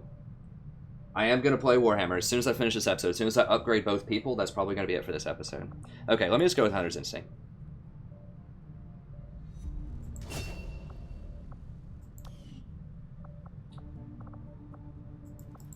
Okay. Did you want me to play Total War Warhammer, Dusty, or do you want me to do one more episode of this? I was going to transition over, but if you want to see one more episode, I might be able to do that. That was a pretty nerve-wracking episode. I could use some change of pace probably after that. Okay, definitely combat protocol. No questions asked. You know, some people say get medical or suppression. No. Combat protocol, you need that for robots. Like, it's going to be a big deal when I face them here soon. I think, personally. Yeah, Celeste wants the Warhammer. Okay, we'll do the Warhammer. Okay, but thank you very much for watching. I don't know how long this was as a VOD. I apologize if it's like a 2-hour VOD, but that was just a really, really good fight, and you have to take your time on that. Like, you cannot play around. Like, if I just had one misstep, I could have actually killed people. One of my main guys is already 24 days wounded. You can't play around in Legendary. You have to think very, very carefully about all of your moves, especially if it's not timed. So you saw just one slight little misstep. One very slight misstep triggered 2 mobs, and that was a big deal. That was a huge problem. So there's a reason why I walk around paranoid, especially on non-timed maps. It's because it's a huge deal. So anyways, thank you very much. Hope you enjoyed this. I will be releasing all of the VODs soon. It seems like it's going pretty well. I do want to get, like I said, 8 episodes in first, and then I'll release it just in case, you know, I don't want my entire squad to wipe, and then I post it up on YouTube. You know, live streaming, bad stuff happens, and I think people understand that. But, you know, when I post up a series, then people expect it to be a good quality series for quite a while, I believe, because I'm not winging it, right? Like, I can't just not post it if it's not good footage. Whereas with live streaming, if something bad happens, it just happens. And some people get salty about that, but I think that most people understand that that's just kind of the nature of live streaming. I'm not perfect. I'm gonna make mistakes, so I don't have time to polish up beautiful videos where I look good all the time. It shows that I make mistakes.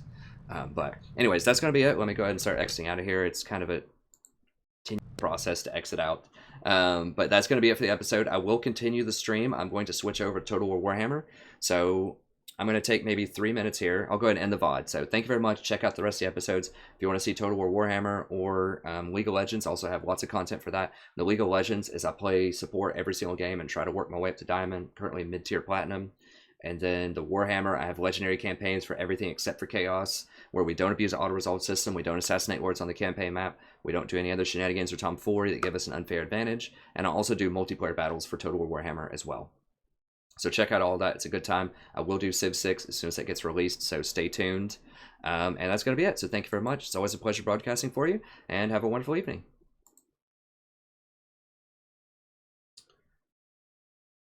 All right. And as for the stream, let me just look really quick and see what people want. Okay, cool, Dusty. I'm glad you're open-minded about that. That's really cool, because I like to switch around from different games, because I have different audiences that want to see very specific things. Like, Celeste obviously loves Warhammer, and Warhammer is probably my most popular game on my channel. But I have quite a few League people as well, and then I'm trying to get some XCom going also.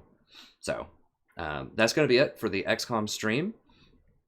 Thank you very much for watching the stream. I am going to switch over to Warhammer, so give me about 3 minutes. It takes YouTube a little bit of time to shut down a stream and then to open up a new one. Like if I close this one and open the next one up immediately, it just turns into a continuation of this one. I had that happen yesterday.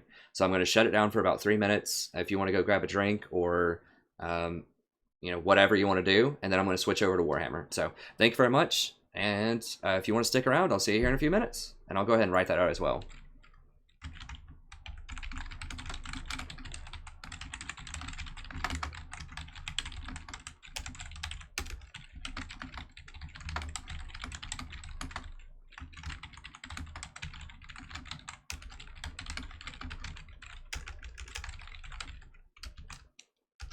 All right.